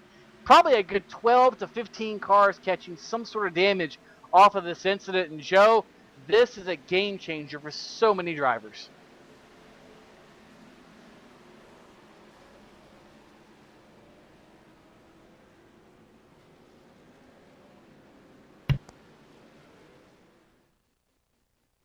Sorry about that. Microphone seemed to have got unplugged there for a second. As I was saying, this is Push the button, great then equalizer. I did. I pressed the wrong button. And the things boy. happen. This is a great equalizer for a lot of drivers. This is the thing they needed to get back on track, to get back on course. Unfortunately, it comes at the cost of a ton of other drivers out there, and you're going to have a lot of drivers now that are going to go home not very happy, including the 55 of Brian Schoenberg. He was running up front so long tonight. Now heavy smoke pouring out of the 55 machine. Consider his Daytona dream squashed once again. Such a tough break for the Californian Brian Schoenberg and so many others that were caught up in that crash over in turns 3 and 4. But the good news is, for a lot of drivers that were questionable on fuel, these slower pace laps give them a chance to save just a little bit of fuel. And speaking of saving fuel, one of the things that we know of that helps save fuel is proper engine lubrication. That's just one of the many things that our friends at Peak Antifreeze and Motor Oil tend to do very, very well. And joining us once again for the second consecutive season opener is Brian Emmerich from Peak Antifreeze and Old World Industries. And Brian, looks like you've been enjoying some of the race so far here tonight. This has got to be such a cool thing for you guys to be involved again. Multiple years with the NASCAR Peak Antifreeze series and starting year number 2. What kind of success has this series been for you? Well, first of all, thanks for having me again. Yeah, we're very excited to be part of the series and our partnership with iRacing and NASCAR again this year. It's so neat to have just left the track and watched some fantastic racing over the weekend, rooting on that 15 car, rooting on the 55. We were partnered with the 27, and then to come and watch more racing, because you just can't get enough. It's been fantastic for us. I think the community is starting to recognize that we're here to support, and we've got nothing but positive feedback. That's always a plus. I know seeing the Pete cars from Clint Boyer's dirt team down at East Bay and around the entire Florida area just kind of gets your blood pumping. It's like, man, you guys are everywhere between that, the Cup cars, the NASCAR Peak Antifreeze series. It's really, really wild. And I know a lot of people have got to ask that maybe are new to this sport, maybe watching for the first time on Fans Choice TV, how in the world does a motor oil, antifreeze, automotive products company, because you guys do all kinds of things, from wiper blades to diesel exhaust fluid, you name it, but how does a company like yours get involved with a simulated race series? Where's the connection? How does it work out? And what kind of, you said you had positive feedback, but what kind of return do you guys see on this? Well, the question of how do you get involved, I mean, the thing that I've always found interesting is no matter how complicated things seem or how professional or big corporate, at the end of the day it's just people. And this was something that I got really interested in watching. I know where this is headed in the future, and so sparked up some conversations, got involved with some of the folks over at iRacing, and got the partnership going with our Stock Car Dreams program that we did the last 2 years. And then I said, how do we get involved in even more of this? So it really just comes down to, for me, when I can partner with good folks that I know are as hungry as I am to do new and different things that can help drive our business, those are the real things that make the difference. In regards to that, what kind of positive returns and that, we've been able to activate this not only in our TV programming and our Stock Car Dreams program last year. We've made connections with folks that way, but socially we see the connection. We're bringing iRacing to our retail environment. We're going to continue to try to partner because we just know it's yet another channel where folks that are interested in cars and racing and the sport in general are also doing that in the real world, and they're all working on their cars. And at the end of the day, if I can just have somebody take the nod to pick up our blue bottle versus one of the other guys, that's all I need to say this is a success, and how do we keep supporting the things that we love and that our consumers love. That's certainly a plus. I have one more question for you as we get the 1 to go signal in the field, works through turns 1 and 2 under caution here for the final time. You hinted to the Stock Car Dream Challenge. It's been wildly successful. The first year, Patrick Staropoli, who ran well in the ARCA race a few weeks ago at Daytona, won a K&N Pro Series race. Then you went with Christian Payhood, went out to California, won his only race with Bill McAnally and your guys' involvement. A couple of iRacers and Paul Kashiba and Tyler Hudson were finalists with Christian Payhood. What have you guys got planned now to get more people involved and to maybe bring some iRacing talent into that Stock Car Dream Challenge again? Well, one of the things that we're doing is we've done it 2 years in a row, kind of the same deal. The second year we added the dirt component, and now we're actually taking a little bit of a time out because I've got something planned that I can't share that I think could be even bigger from a grassroots standpoint. But at the end of the day, we know that we gave a bunch of drivers the opportunity to go out and drive. I spent the weekend with Patrick.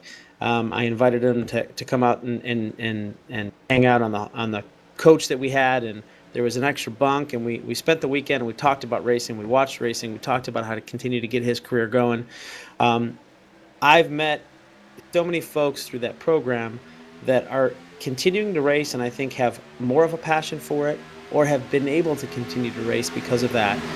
And that at the end of the day is all that we're looking for. We are all fans at the beginning of the day of race car drivers, whether it's online or offline or both, which is we're finding more and more of, and we just want to support that, and we just appreciate the passion that has come out of that. Well, we appreciate your involvement in the series with iRacing, with the sport as a whole, and giving some credibility to what many of us always knew, and that there's a lot of talent here within these ranks. We've got 28 laps to go, Brian. Sit back and enjoy the race with us. Thanks for having me. That's Brian Emmerich from Peak Antifreeze Motor Oil, and specifically Old World Industries. Glad to have him aboard again for the second consecutive year in the NASCAR Peak Antifreeze Series. One lap under green, and it is getting dicey at the front of the field. And just as we talked about earlier, Joe, the big names, where are they? They're up at the front when it comes time to cash the paycheck. Ray Alfalla, Byron Daly, Tyler Hudson are all up there. Crabtree, others. It's starting to get hot and heavy for the point. That it is, Tony, and these guys are not wasting time. Oh, 3 wide, Daly Higson, 3 wide, gives a shove to the one of Blackford. Blackford, no, they're going to get it again. Blackford totally shoved out line that time by 3 wide. Trouble everywhere on the track, yellow flag out.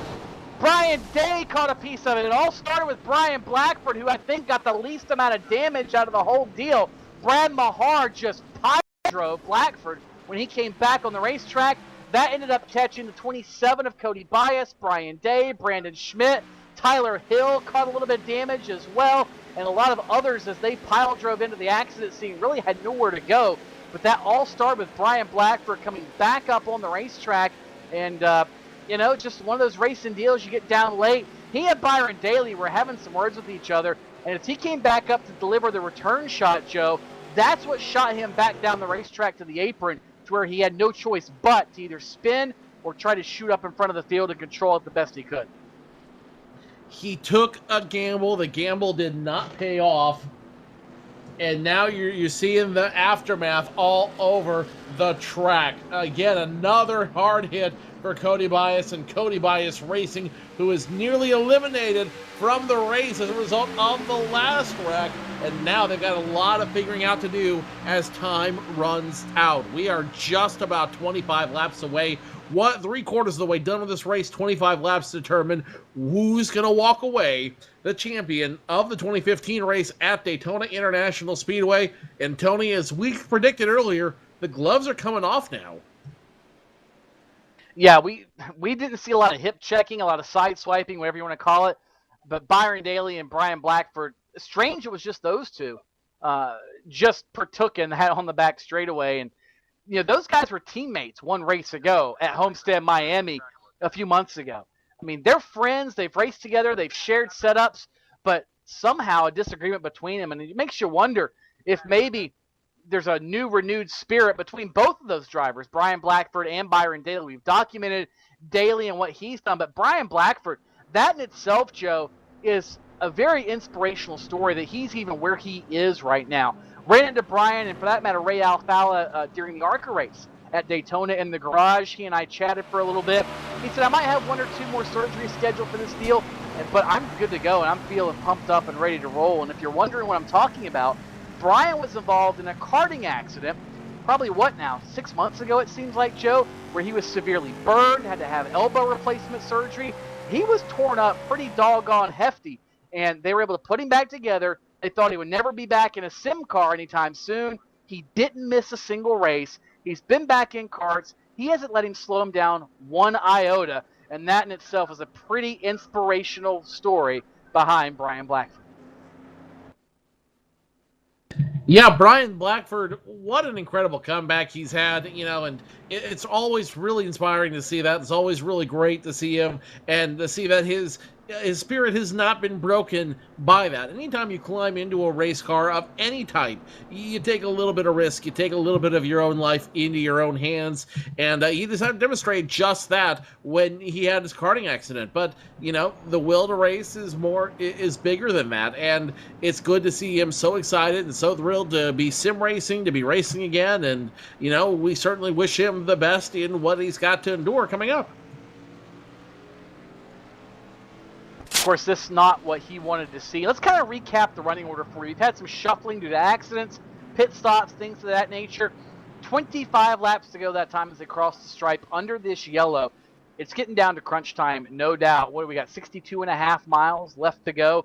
That's not a lot of time here at the World Center of Racing. It is Patrick Crabtree, Ray Alfalla, PJ Sturgis. Where did he come from?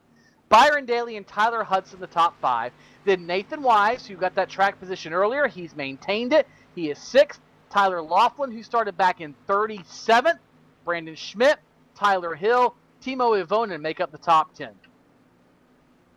And remember, these guys aren't just racing for pride. They're not just racing for the fun of it. These guys are racing for money, for cold, hard American cash out there. $10,000 to be exact. The winner of this 16-race series that runs every other Tuesday, $10,000 to the winner of it, plus the championship ring, plus the trophy, plus the designation of being a NASCAR champion. Is incredible. Second place walks away with $3,000. Third place walks away with $2,000. Not a bad payday for them, but it's not $10,000. No, it's not $10,000, but it's something, which is a whole heck of a lot better than nothing. A little bit further down the running order, let's take you further deeper in the field, I should say. Corey Vincent, newcomer, he rides 11th. Chris Overland, 12th. Alex Warren, he's recovered from that drive-through penalty at the outset of the race. He is 13th.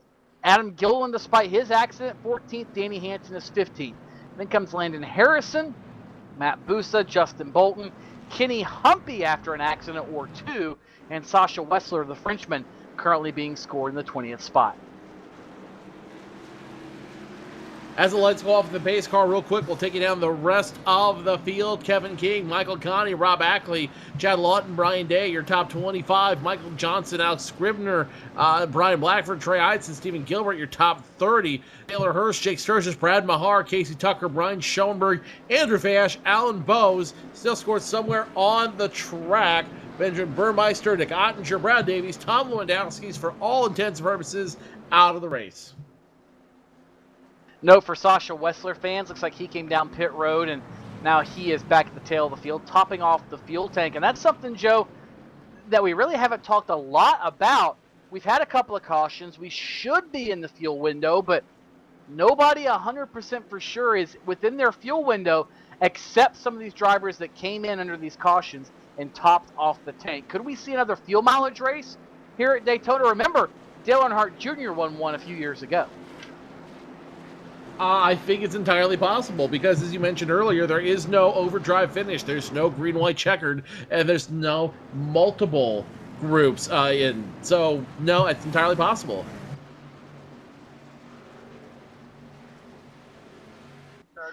Look at this. NBC Sports NASCAR analyst Parker Kligerman. Now, you've seen him with iRacing a bunch in studio, but check this out. Parker Kligerman is watching our broadcast, cheering on his buddy Byron Daly. I know his other friend and former roommate Frankie Kimmel also involved in that group, cheering on the Focus Plus car to a good top 5 finish. He hopes maybe even a win. But Parker Kligerman, that's his boy, and that's his car, essentially, he's involved with. So good to have Parker Kligerman tuning in here to PSR TV's coverage of the NASCAR Peak Antifreeze season. Whoa, Patrick Crabtree. Did you see that, Joe? He just cut the nose off Ray Alfalla as they came through the tri-oval and left 3-wide Daly out to dry. 3-wide Daly now going to have to dig as hard as he can on that outside lane, but guess what? This is a position he's used to being in. He's had to do it before. I've got a feeling he's going to do it again as he continues to run on the outside. Meanwhile, Ray Alfalla all over the 15 of Patrick Crabtree. He's going to ride him hard as he can down the super stretch into turns 3 and 4. He is giving that 15 a shove and a half around the racetrack as poor Byron Daly, all by his lonesome up top. The Parker Kligerman or the PSR TV jinx, I'm not sure which it was, seems to have bitten him for now, but give Byron the call. He has hung tough on the outside. He's been committed and dedicated to the outside of the racetrack, and eventually people join him and look behind him. Looks like a couple others might be joining him here any moment now. Thinking about it, was the number 99. That was Timo Ivonen. He then thought twice about it. Chris Overland's up there as well. Strangely enough, with 20 laps to go nearly, it's single file at the front of the field, Joe. Single file, except for that number 57 machine, who's now on the outside and trying to take away the lead the hard way. That 57 belonging to PJ Sturgis. He's going to bring some friends along with him. Look who's lining up behind him. It's a 0-1 of Tyler Hudson. The 51 machine's back there as well. That's Tyler Laughlin. They're going to try to have some fun and try to make this a race as we get closer to the way to go. What a story it would be if PJ Sturgis, who's only won races on fuel mileage in this series, could pull off an upset here at Daytona. He works by, ironically, his brother in the number 41, Jake. But PJ is in a position to win. Now going to shove Ray Alfala to the front of the field, and Alfala could become the first repeat winner here at Daytona. It's never been done before in this event, and maybe, just maybe, that Snow Cone Productions Ford could be in a position to do so. If you're going to get in position to try to win a race, you want to do it now, and you want to do it without a whole lot of resistance behind you. Ray Alfala has found a way to do that, and if Ray Alfala wins, he would be the first driver to win a second Daytona race to start the NASCAR Peak Antifreeze Series campaign. I've got a feeling there are 40-some other guys that would rather he not take the trophy. A few of them can't do anything about it. Their cars are junked. They're out of the race. But there's at least a good another 20-some drivers that might have a realistic shot of making their way forward. You see the top four starting to break away slightly from Tyler Hudson back in the 5th spot. Tyler does have a little bit of damage from that altercation in turn 3 a few laps ago, Joe. Could that be slowing him down? Hard to say. But one thing that'll help suck him in is the leaders doing this right here. Crabtree, Laughlin, Alfala, Sturgis all side by side. This will punch a little bit bigger hole in the air for everybody else to suck up into. Now, something each of these drivers said during the preseason thunder and during the shootout last week is the side drafting in these cars has gotten much better. The side drafting in these machines have gotten a lot stronger, and these guys can really do some simulated side drafting in these cars, and you're seeing a little bit of that out here. These guys can run side by side because that side draft's a little bit stronger, and it also goes to show how much iRacing is dedicating into turning this into a true racing tool, not just a video game, not just a simulation, but a true tool for racing, for going racing in 2015 and beyond. Here comes Sturgis. Sturgis almost gets in the 2 of Alfala. Or not. There goes Sturgis. Just as quick as he came, there he went. Sturgis to the back of that lead 6-car mini pack within a pack, if you will, as now Alfala is hung on the outside by his lonesome. Look at Tyler Laughlin now up to second. The Monster Energy car started 37th on the field. He is up to second now, trying to find a way around Patrick Crabtree. Alfala's hopes of winning Daytona may have just slipped away as he starts to drop. He's going to drop to the end of the line. 7 drivers in line, all trying to walk away with this race as time is ticking out. If you're going to make a bold move, you do it now. Rewind Daly's making that bold move. Whoa, he's now standing up behind of the 10, the 99. They're going to go backwards. Oh, almost thought it was over, but it's not. Danny Hansen, the driver that ended up catching the worst of that one. He shot up nearly head-on into the outside wall, but a great job of driving by Timo Avonen. He nearly held on to it. Hansen caught a piece of it, Corey Vincent as well, and all that started with Byron Daly and Ray Alfala, and then went into turn number 1. Daly got stuck in the middle, really had nowhere to go. Car got light, it looked like. Might have even got a tap from behind, and he went pinballing around with Ray Alfala, Tyler Hill and company, and it just accordioned on back throughout the running order. Very fortunate it wasn't a major catastrophe, only a couple of cars catching substantial damage from that contact. And another one bites the dust, as they say, and once again we will be under the yellow flag. I believe that's the second incident that can be attributed in part to the number 93 of Byron Daly. Remember, he gave the hip check to Brian Blackford earlier. That second time, 93 had nowhere to go. He ended up hitting the air brake a little bit and going backwards. And now that ended up turning into a second issue to cause a yellow flag. It just shows you how hard they are racing up front to win this race. If you think that nobody's going to really care because this is just a video game, this is just a sim, it really doesn't mean that much. Oh no, not the case at all. You see Byron Daly in pretty much the model of the air looked like is what sucked him around there. He went into turn 1 and the car just got loose. He couldn't hang on to it. Luckily for him, Tyler Hill was there, but unfortunately for Vincent and others, it accordioned on back throughout the field. And this is just one race, Joe. This race itself does not pay anything other than pride, but everybody knows to start out your pursuit of $10,000, it matters a lot to have a good start to the season here at Daytona. A couple of drivers on pit road, Danny Hansen, Corey Vincent, they were both involved in this caution flag, but everybody else can stay on the racetrack.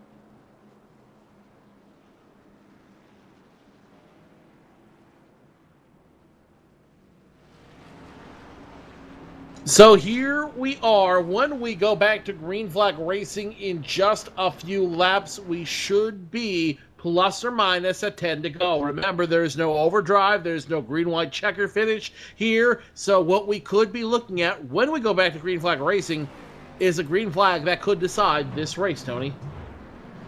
We'll discuss that and so much more when we come back. The final laps of the season opener for the NASCAR Peak Antifreeze Series are coming up on the other side of this break. We'll be right back.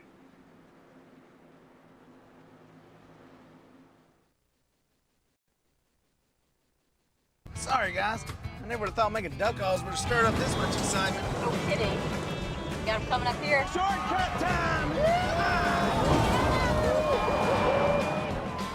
That's what I'm talking about. You sure this is a good idea? Oh, yeah. I got this. I can't guarantee you how this will end, but Pete can guarantee your radiator for life. Introducing the Peak Run True Guarantee. Check it out at peakguarantee.com.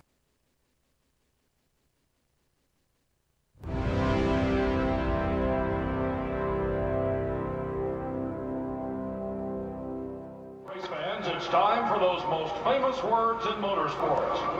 Drivers, start your engines!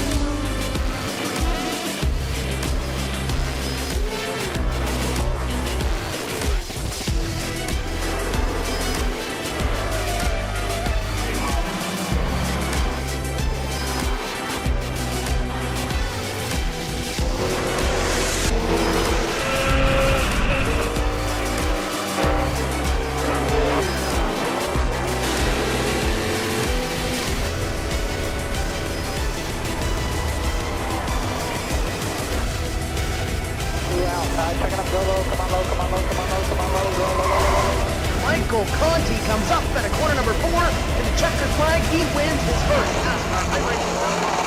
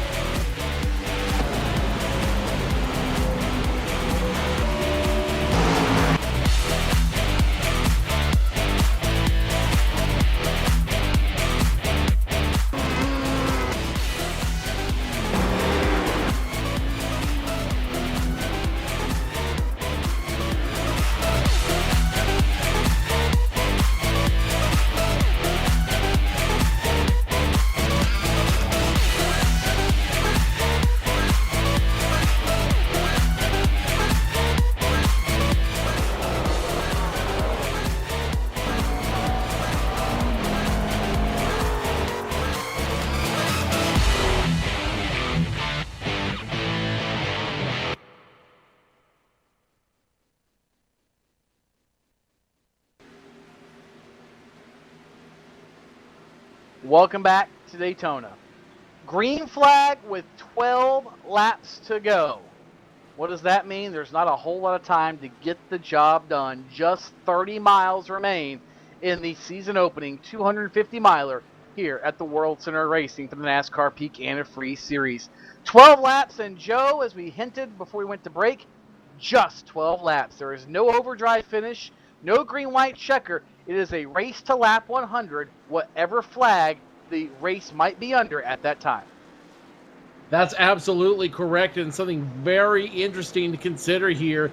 If they go and they have a early caution flag before I don't know, the first 5 to go, then we could see effectively either a green-white checkered or a white checkered finish at the end of the race. If it goes to about 4 to go and the caution flag comes out, it looks like that's going to be all she wrote. So one of two things are going to happen.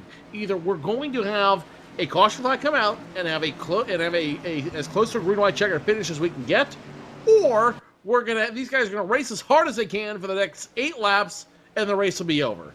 Either way, get ready for the fastest 12 laps in motorsports starting right now. 30 cars still on the lead lap, and any one of them has a very realistic shot of taking home the checkered flag the way things have gone.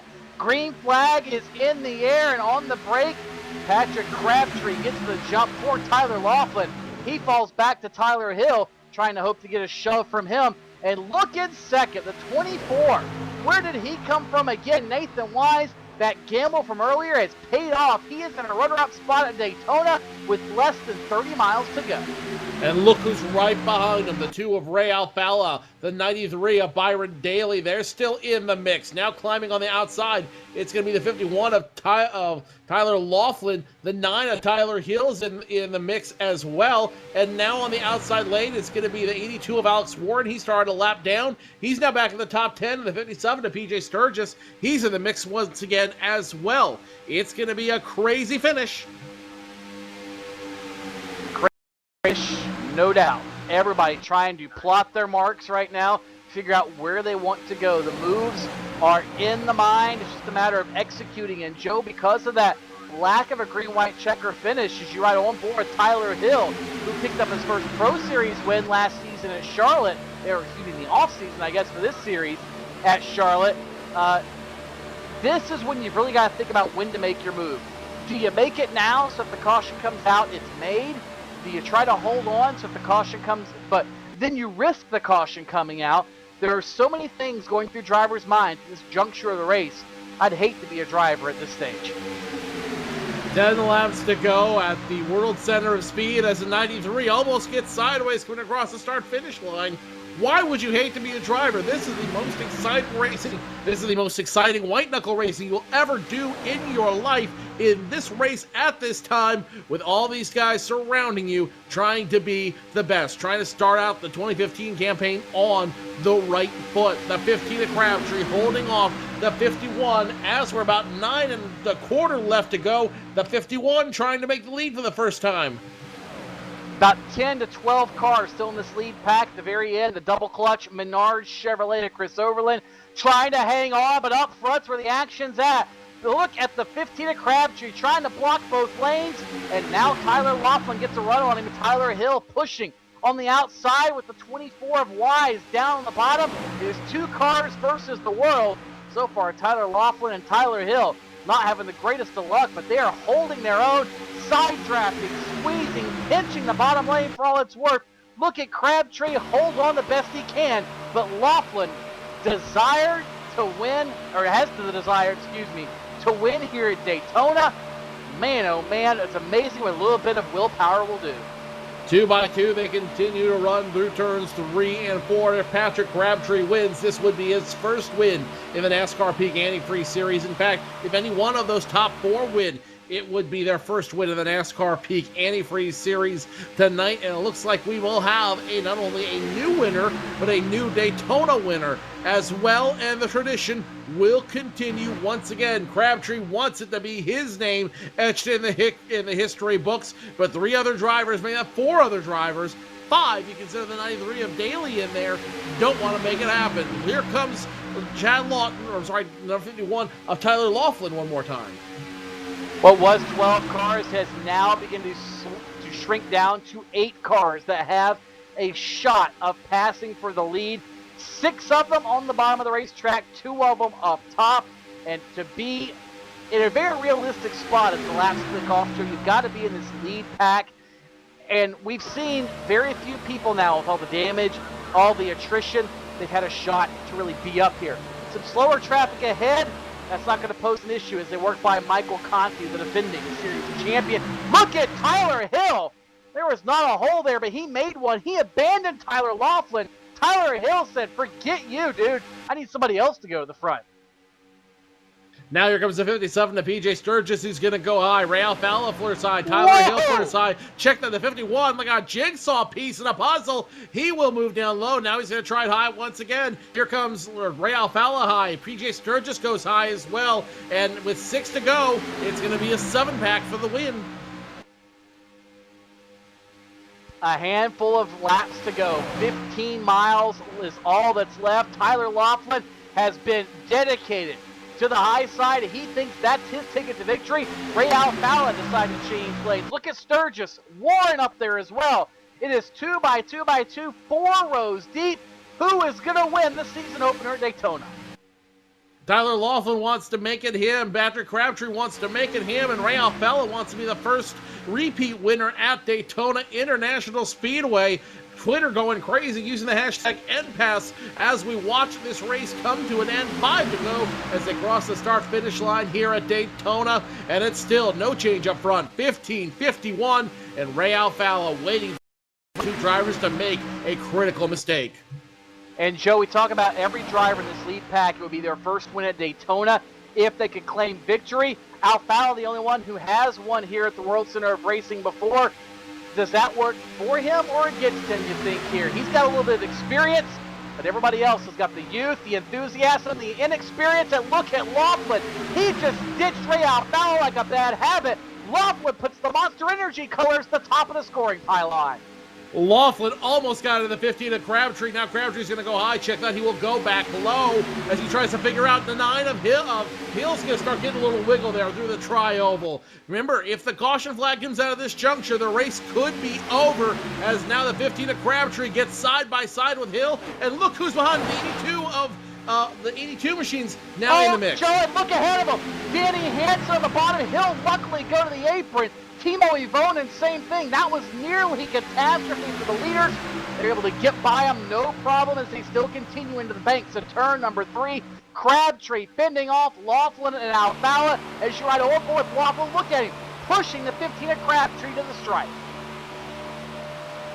Pushing him as hard as he can, hoping Crabtree will make a mistake. He will wiggle. He will be forced to do something. The 15 stuck on the back. 4 to go as he goes high. The 51 now getting the push from the 2. The 57 watching everything happen. And these guys running as hard as they can. The gloves are off. Let the slugfest begin with 3.5 to go. Ray Alfalla starts to change lanes every now and then. I see Laughlin up top, down to the ball. Gets turned. Laughlin gets turned. Caution is out. Alfalla at the front of the field. If that's how it's scored when the field is frozen, Ray Alfalla may be in position to win his second ever Daytona 250 for the NASCAR Peak Antifreeze Series. We'll wait to see what the official word is, but Tyler Laughlin tried to run both lanes, tried to block both lanes, and unfortunately, Ray Alfalla's front bumper was there. 2 laps to go. This is the race. However, we're waiting to hear if any penalty whatsoever will be issued to Ray Alfalla for that maneuver. If so, it could put Patrick Crabtree in prime position for his first impasse win. Tony, I'm watching this replay over and over again, and it's hard to say whether or not Ray Alfalla may have used the chrome horn to get the 51 out of his way. Taking a look at that replay, you're right. The 51 of Tyler Laughlin did everything he could to try to play both lanes, try to block both lanes, getting the push from the 2 of Alfalla. And as the 51 tried to go down low, the 2 didn't necessarily follow him, followed him just enough to keep pushing him, and they gave him just enough pressure on that right side to send him straight nose first into the safer barrier and then spinning like a top back into traffic. Tyler Laughlin, his dream is done, and Ray Alfalla could be your first repeat winner. Joe, it looks like whenever they tried to change lanes, Alfalla was clear and Laughlin knew that. His spotter most likely telling him. But when Laughlin turned the wheel left, Alfalla was fine to push on the outside corner. It would turn him back left where he was going. When he turned the wheel back right, that ever so slight much to try to straighten the car out, that car was so light, it was just on edge, and that's what sent Tyler Laughlin from the penthouse to the outhouse and into the outside wall, taking out a couple of others in the process. Such a small maneuver has such huge implications here at Daytona. White and yellow coming out last time around. Ray Alfalla, no penalties coming down just yet. We haven't heard the official word. Remember, this race is unofficial until certified by the iRacing Direct Competition Committee. So Ray Alfalla is still your provisional winner right now. And if that's the way it looks at the end of the race, Alfalla will become the first repeat winner at Daytona. So the two-time champion, now potentially a two-time winner at Daytona. And Joe, looking at what we've seen, at least me personally, I don't think there's anything to fault Ray Alfalla. He was doing what he felt he had to do, teaming up with Tyler Laughlin to try to push his way forward. They locked bumpers, trying to, last couple laps, temperatures, who cares? It's all about getting to the flag. He tried to push him forward, and just, as we said, that ever so slight maneuver by Tyler Laughlin sent him around. I don't think Ray Alfalla did anything wrong. Unfortunately, it ended up with just one of those situations with Ray Alfalla and Tyler Laughlin making that contact that sent Laughlin hard into the outside wall. That is absolutely correct as they come to the checker flag. Off turn 4, Joe, at pace car speed, but Ray Alfalla doesn't care. A late race push towards the front, a maneuver that some may question, but he will not. Ray Alfalla wins at Daytona in the NASCAR Peak Antifreeze Series, a career best finish for Patrick Crabtree in second, same for Nathan Wise in third, Tyler Hill fourth, and Byron Daly round out the top 5. Sturgis, Warren, Scribner, Gilliland, and Landon Harrison round out the top 10. A climactic finish to what ultimately, Joe, was one of the most entertaining season openers we have seen in the 6-year history, I think, of the series. Entertaining is definitely one word I would use to describe that race. Ray Alfalla did everything he could. He did everything he needed to get up front, to get himself a win, and he did it successfully. Ray Alfalla will take away, right now, unofficially, your winner of the season opener. Remember last time he won Daytona, he ended up winning the season, so this could be a premonition of good things for the two-time champion, but it's still a long season, and we'll have to see how it all plays out. Exactly. One race does not make a season, but by the same token, one race can certainly break a season, and there's no better way to get the 2015 campaign started than to end up a victor here at the World Center of Racing, the very first repeat champion of the Daytona 250, the most prestigious race in all of iRacing here for the NASCAR Peak Antifreeze Series. Ray Alfalla, bring out the snow cones. They're going to do their own production here on the front straightaway.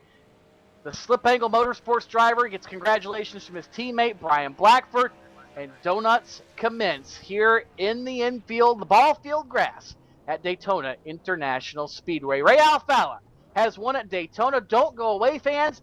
We'll be back in just a couple of moments. We'll talk to Ray Alfalla and the rest of the top finishers and preview the rest of the Peak Antifreeze Series season and what's coming up in the near future here on PSR TV. Don't go away.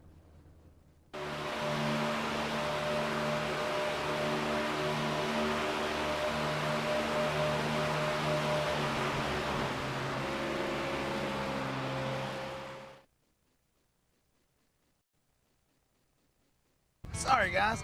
I never would have thought making duck calls would have stirred up this much excitement. No kidding. You got him coming up here. Shortcut time! That's what I'm talking about. You sure this is a good idea? Oh, yeah. I got this. I can't guarantee you how this will end, but Pete can guarantee your radiator for life. Introducing the Peak Run True Guarantee. Check it out at peakguarantee.com.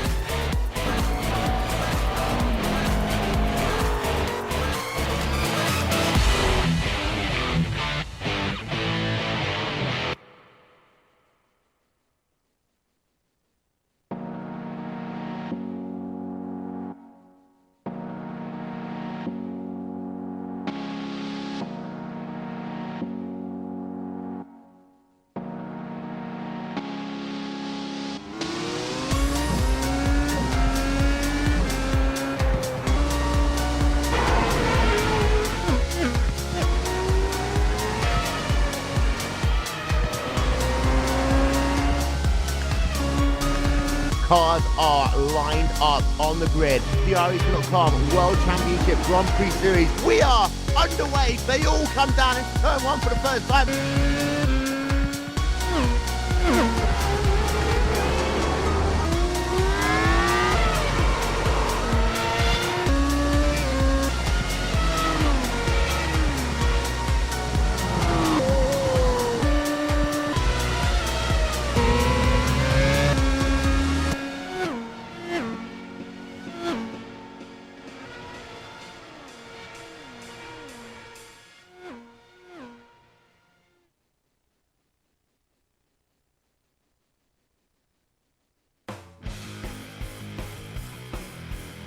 Welcome back to the NASCAR Peak Antifreeze Series season opener here at the Daytona International Speedway.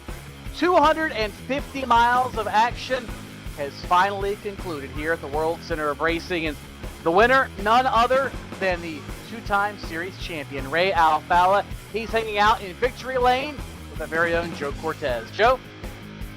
Ray Alfalla, the first driver to make the repeat trip to victory lane here at Daytona International Speedway, albeit a couple years apart.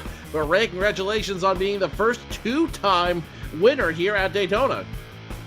Thanks, guys. Like I said over there before leaving the server, definitely not the way I'd like to win them. I was just pushing Tyler there, and we were working the top. I was pretty much... I didn't want to get stuck on the bottom there just because it was kind of loose. The cars were all over the place. They were really unstable in the tri-oval. So I went to the top and just decided to push whoever was in front of me. And it was Patrick and Tyler just rotating. And we got a good run on the backstretch, and we cleared Patrick. And we were just going to slide in. And I was just going to slide into second.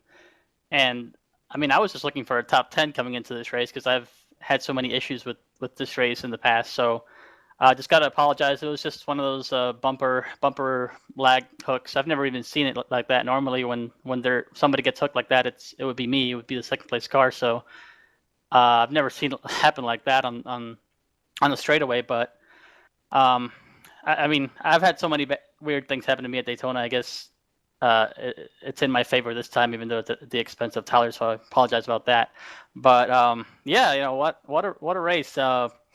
My teammate Brian Blackster and I qualified about 98th and 99th, and then we were in the top 5 after green flag stop. With somehow. 3.5 to go. Do anything special? Ray Really. Alfalla Just didn't mess up, and I guess other people messed up or did did something. I know I've sped here like twice before. And I didn't want to speed, so we got up there, and then Blackford got involved in a wreck there, and I was just hoping to finish at the end, and look what happened. That's pretty crazy. Ray, last time you won Daytona, you ended up capping off the season with a championship. Is it going to be number 3 in 2015? Well, I've been trying to do that for the past 2 years, so I can't say for sure yes, but I'll say this: I'm not sure you can win the championship at Daytona, but you definitely can lose it. And I know last couple of years, 2013, I definitely lost it at Daytona, and last year it would have been very close. So. Got to thank Snow Cone Productions, the Snow Cone and Victory Lane free snow cones for Stemson X, everybody at Slip Angle, Peak for sponsoring the series. Again, sorry to Tyler, just wanted to push him, just wanted to help him out there, and also it reminded me I was pushing the monster car to the lead. So get well soon to Kyle Busch. I know Tyler's a big fan, so tough deal there. That's going to be. I don't even know what to do with my hands right now. Ray Alfalla, the first repeat winner at Daytona, takes away the first race of the 2015 campaign. Tony Stevens called up their second place finisher, Patrick Crabtree. Probably the most disappointed guy in all of Daytona is Patrick Crabtree. Led a race high 34 laps and really came out of nowhere. But Patrick, is there anything you could have done any differently to try to put yourself in a different position coming down to those last few laps to maybe be in the same spot Ray Alfalla is right now? Man, I've been playing it back through my head ever since the race stopped, and I think the only thing that could have kept me in first place was dragging the brake out of 4 and maybe checking up that line a little bit, because they got a huge run on me. I just couldn't do anything, but congrats to Ray. That was a great race. A lot of fun. Patrick, you're obviously a little bit of a newcomer now to the NASCAR Peak Antifreeze Series, coming through the Pro Series. What does this do for you now for the next 15 races? In a couple of weeks, we'll have race number 2. Does this give you any sort of shot in the arm? What does this do for your confidence heading to the rest of the season? That was a huge confidence booster to run like this in your first ever DWC race. You know, my nerves were pretty high going into this race. I just didn't want to do anything silly and, you know, maybe wreck the car or anything. I just wanted to keep it in one piece for this race. So second place is definitely a plus. Well, that's Patrick Crabtree. He finishes second in his number 15 runner-up here tonight at Daytona. Another surprise driver finished in the 3rd spot, also standing by with Joe Cortez. Joe? Nathan Wise, a newcomer to the sim. He's going to walk away, position number 3. And Nathan, first show here in the NASCAR Peak Antifreeze Series. First top 3 finish. Not a bad way to start. Oh, no, it's not. I came in this race expecting hopefully a 20th, but that's much better. I'll take a 3rd any day. How do you build off the momentum tonight in 2 weeks to Vegas? How do you take the good energy you have here and apply it to a whole different racetrack in 2 weeks' time? Oh, it's definitely a confidence booster for sure. You know, I was a little starstruck getting out here with guys like Ray and Ottinger and all those guys, but this definitely helps with not feeling so intimidated. Just gonna work on the set, work on it a lot, and make sure it's good on the long run. Nathan Wise in the 24 machine, finishing 3rd here tonight in his debut in the NASCAR Peak Antifreeze Series. Tony, I believe you've got Tyler Hill caught up with you, another newcomer, finishing 4th. Yes, Joe was fortunate enough to be able to be part of his win at Charlotte Motor Speedway. What seems like a few weeks ago, been a couple of months ago now, his first win in the NASCAR iRacing.com Pro Series. However, Tyler Hill came up just a few spots short tonight, but Tyler, take us through your race. You were really not much of a factor till the second half of the night. How did you decide to become such a factor, and how did you stay up in the top 10 for the second half of that race?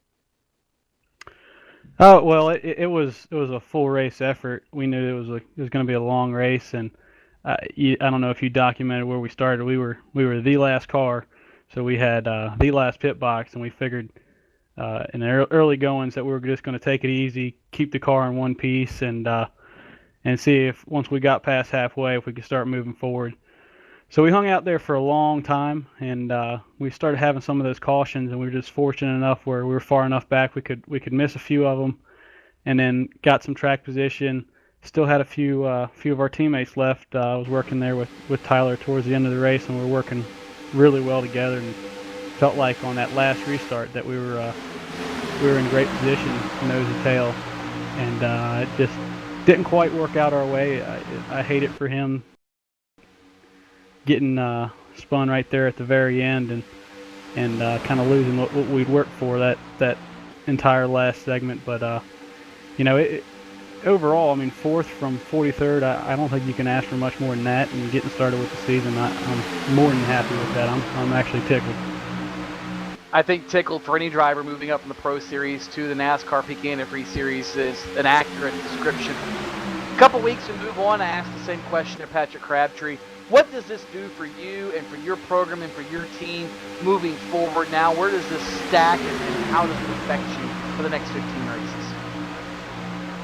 I tell you, it frees me up a little bit. Now I can take this finish, and I can go on, and maybe if I don't perform well at one track that I'm not great at, this can be my buffer for some of the guys that had trouble today, because there's a lot of really great drivers out there, and I know some of them got into some misfortunate things and ended up with not the finishes they probably deserved.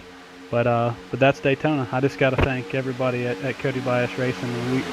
I feel like at times of that race, it feels like we had half the pack out there, and then coming down to the end, I was working with Tyler Laughlin, and I felt like we had a great chance. We had as good as anybody, and it just didn't quite pan out our way. Didn't quite pan out your way, but you still ended up with a solid finish to go forward for the rest of the season. That's Tyler Hill. Finishes in the 4th spot here tonight at the Daytona International Speedway. I think Joe Cortez has finally caught up with our final interview of the night, none other than Mr. Three Wide himself, Byron Joe? Byron Daly came into this race with all the hopes of walking away with a Daytona win. Ended up walking away position number 5. Byron, the fact that you had such a great car and finished 5th, it's got to sting just a little bit. Yeah, it does. We had many chances to win this race, and just things kept happening. I'll be honest with you. There was a lot of situations that happened there that I don't know how other people see it, but I put my car in the right spot, and whether it be jumpy service we had tonight, or just getting pinched in the middle like I did on the backstretch, things happen.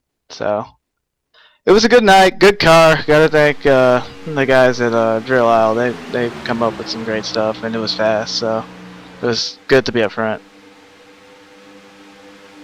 Definitely always good to be up front, but it would have been nicer to win at Daytona. With everything that happened here on track, are you worried about any of this boiling over to Las Vegas in 2 weeks' time? I'm not worried. To be honest with you, I'm really not worried. I could care less, because let's put it this way. Joe, if you're trying to win a race and you put yourself 3 wide up the middle and someone decides to cut down across your front end and makes you hit their teammate on the inside, is that your fault? Probably not. Not my fault. So I don't find that to be my fault. So I don't really, I don't see a problem there. And then going into turn 1, if you watch the replay, I'm full crank left going into the corner. And then you've seen how jumpy the servers have been all night. When me and the 2 get close to each other going to turn 1, it turns my right front down the racetrack. I never touched him. We never touched. But when we got close, it just turned me down the racetrack. So it's, it is what it is. I mean, it's iRacing, Things like this happen. I'd be worried if it was some dumb move that caused something like that, but I really never made a dumb move. So that car was in the right spots. Byron Daly calling it as he sees it, finishing 5th here tonight, hoping to turn to a good finish at Las Vegas. Tony Stevens, that wraps it up here down on pit road. Joe, it does, and I'm about out of breath to get back here to the virtual studio, if you will. So glad everybody could join us for the season opener for the NASCAR Peak Antifreeze Series here tonight, live on PSR TV and all of our affiliates, including our brand new partnership with Fans Choice TV. First off, let's take you through the rundown. As they finished here tonight at the Daytona International Speedway, Ray Alfalo was the winner. Patrick Crabtree, Nathan Wise, Tyler Hill, and Byron Daly, the top 5. Then it was P.J. Sturgis, Alex Warren, Alex Scribner, Adam Gillen, and Landon Harrison in the top 10. 11th was Chris Overland. Matt Busa was 12th. Tyler Hudson, 13th. Kenny Humpy, 14th. And 15th was Chad Lawton. Justin Bolton ended up in the 16th spot. 17th was Cody Bias. 18th, Tyler Laughlin after his massive impact on the back straightaway. 19th, Brandon Schmidt. And 20th was Sasha Wessler. 21st, Corey Vincent, Brian Blackford followed him. Kevin King, Rob Ackley, and Trey Eidson finished 25th. Then it was Stephen Gilbert, Taylor Hurst, Brian Day after he had a great qualifying run and ran up front early. He finished 28th. Timo Ivonen, 29th, and Danny Hansen finished in the 30th spot. Final few finishers include defending series champion Michael Conti in 31st, Jake Sturgis in 32nd, 33rd was Casey Tucker, Andrew Fyash III, and finished 35th. And then came Brian Schoenberg, Brad Mahar, Alan Bowes, all these drivers involved in accidents throughout the night. David Rattler, Benjamin Burmeister in 40th, and the final 3 finishers, Nick Ottinger, the pole sitter, Brad Davies, and Thomas Lewandowski. A couple of things that we love to see here at Daytona. We saw drivers up, down, forwards, backwards. It happened from front to back and back to front. You look at drivers that I think are big stories heading in. The next few races, Michael Conti didn't have the race that he wanted. Here at Daytona, he is going to have to claw out of the hole. Byron Daly has found some newfound speed, a little bit of motivation maybe. You saw his attitude in that interview with Joe to end the night. I think Byron Daly might be due for a win sooner rather than later. Ray Alfalo, luck is playing into his hands. Could he be on the fast track for championship number 3? And of course, you've got a bunch of new contenders. We talked to Tyler Hill and all the drivers that finished in the top 10 that moved their way up from the NASCAR iRacing.com Pro Series. They could be some ones to watch as we move on in a couple of weeks' time. Don't forget, next week, It's the NASCAR iRacing B Fix, or the Xfinity Series car, live from the Atlanta Motor Speedway, IROC style racing. Everybody in the same type car and same setup. It's all about the driver. Next Tuesday night here on PSR TV. And 2 weeks from tonight, race number 2 of the NASCAR Peak Antifreeze Series will come to you live from the Las Vegas Motor Speedway. Don't miss a single lap. On behalf of the entire crew, pushing the buttons, making magic happen, Ian Bushing, Chuck Johnson, Matt Thomas, Zach out in the production trailer, and of course my good buddy Joe Cortez, who's been alongside of me, and our friend Tim Terry, who'll be rejoining us in 2 weeks' time. My name is Tony Stevens, saying congratulations to Ray Alfalla, and we'll see you next time here live on PSR TV. Good night, everybody. Spearheading the field as they work into turn number 3. Oh, Gilliland around, trouble. Adam Gilliland spins in turn 3. He'll collect Cody Bias, Michael Johnson. Conti is in it. Danny Hansen narrowly avoids catastrophe. Multiple cars involved as Adam Gilliland goes around in turn number 3. That will bring out the second caution of the night, Joe. Second caution. It all started with Brian Blackford, who I think got the least amount of damage out of the whole deal. Brad Mahar just He's now standing up behind him, the 10, the 99. They're going to go backwards. Oh, almost thought it was over, but it's not. Danny Hansen, the driver that ended up catching the worst of that one. He shot up nearly head-on into the outside wall, but a great job of driving by Timo Avonen.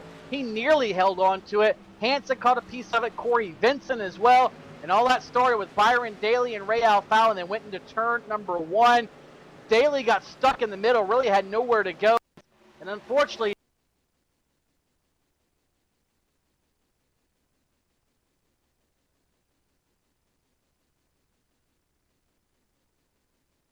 turn number 3, Crabtree fending off Laughlin and Alfalla as you ride over with Laughlin. Look at him pushing the 15 of Crabtree to the stripe.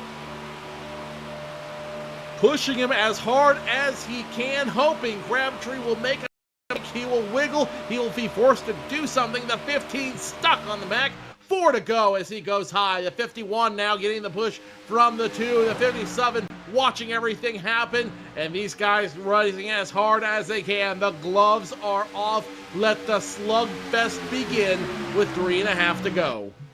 Ray Alfalla starts to change lanes every now and then. I see Laughlin up top, down to the ball. He gets turned.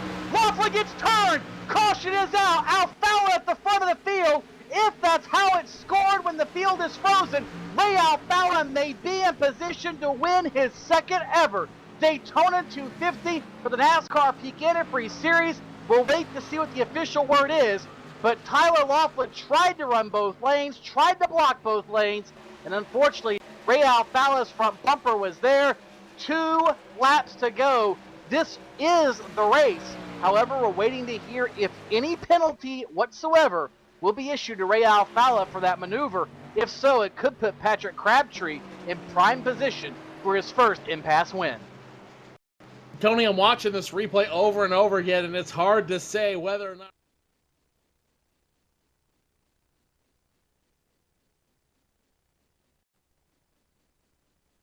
Sorry, guys.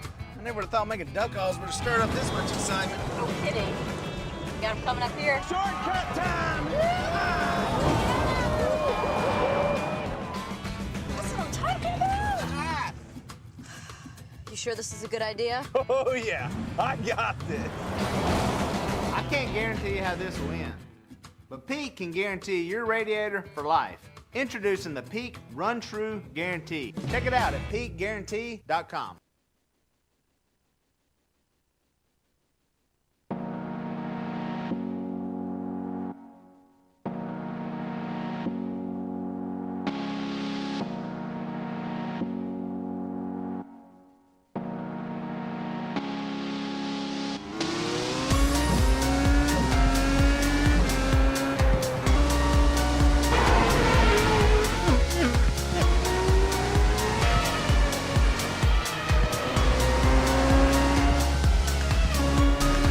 Cars are lined up on the grid. The iRacing.com World Championship Grand Prix Series. We are underway. They all come down into turn 1 for the first time.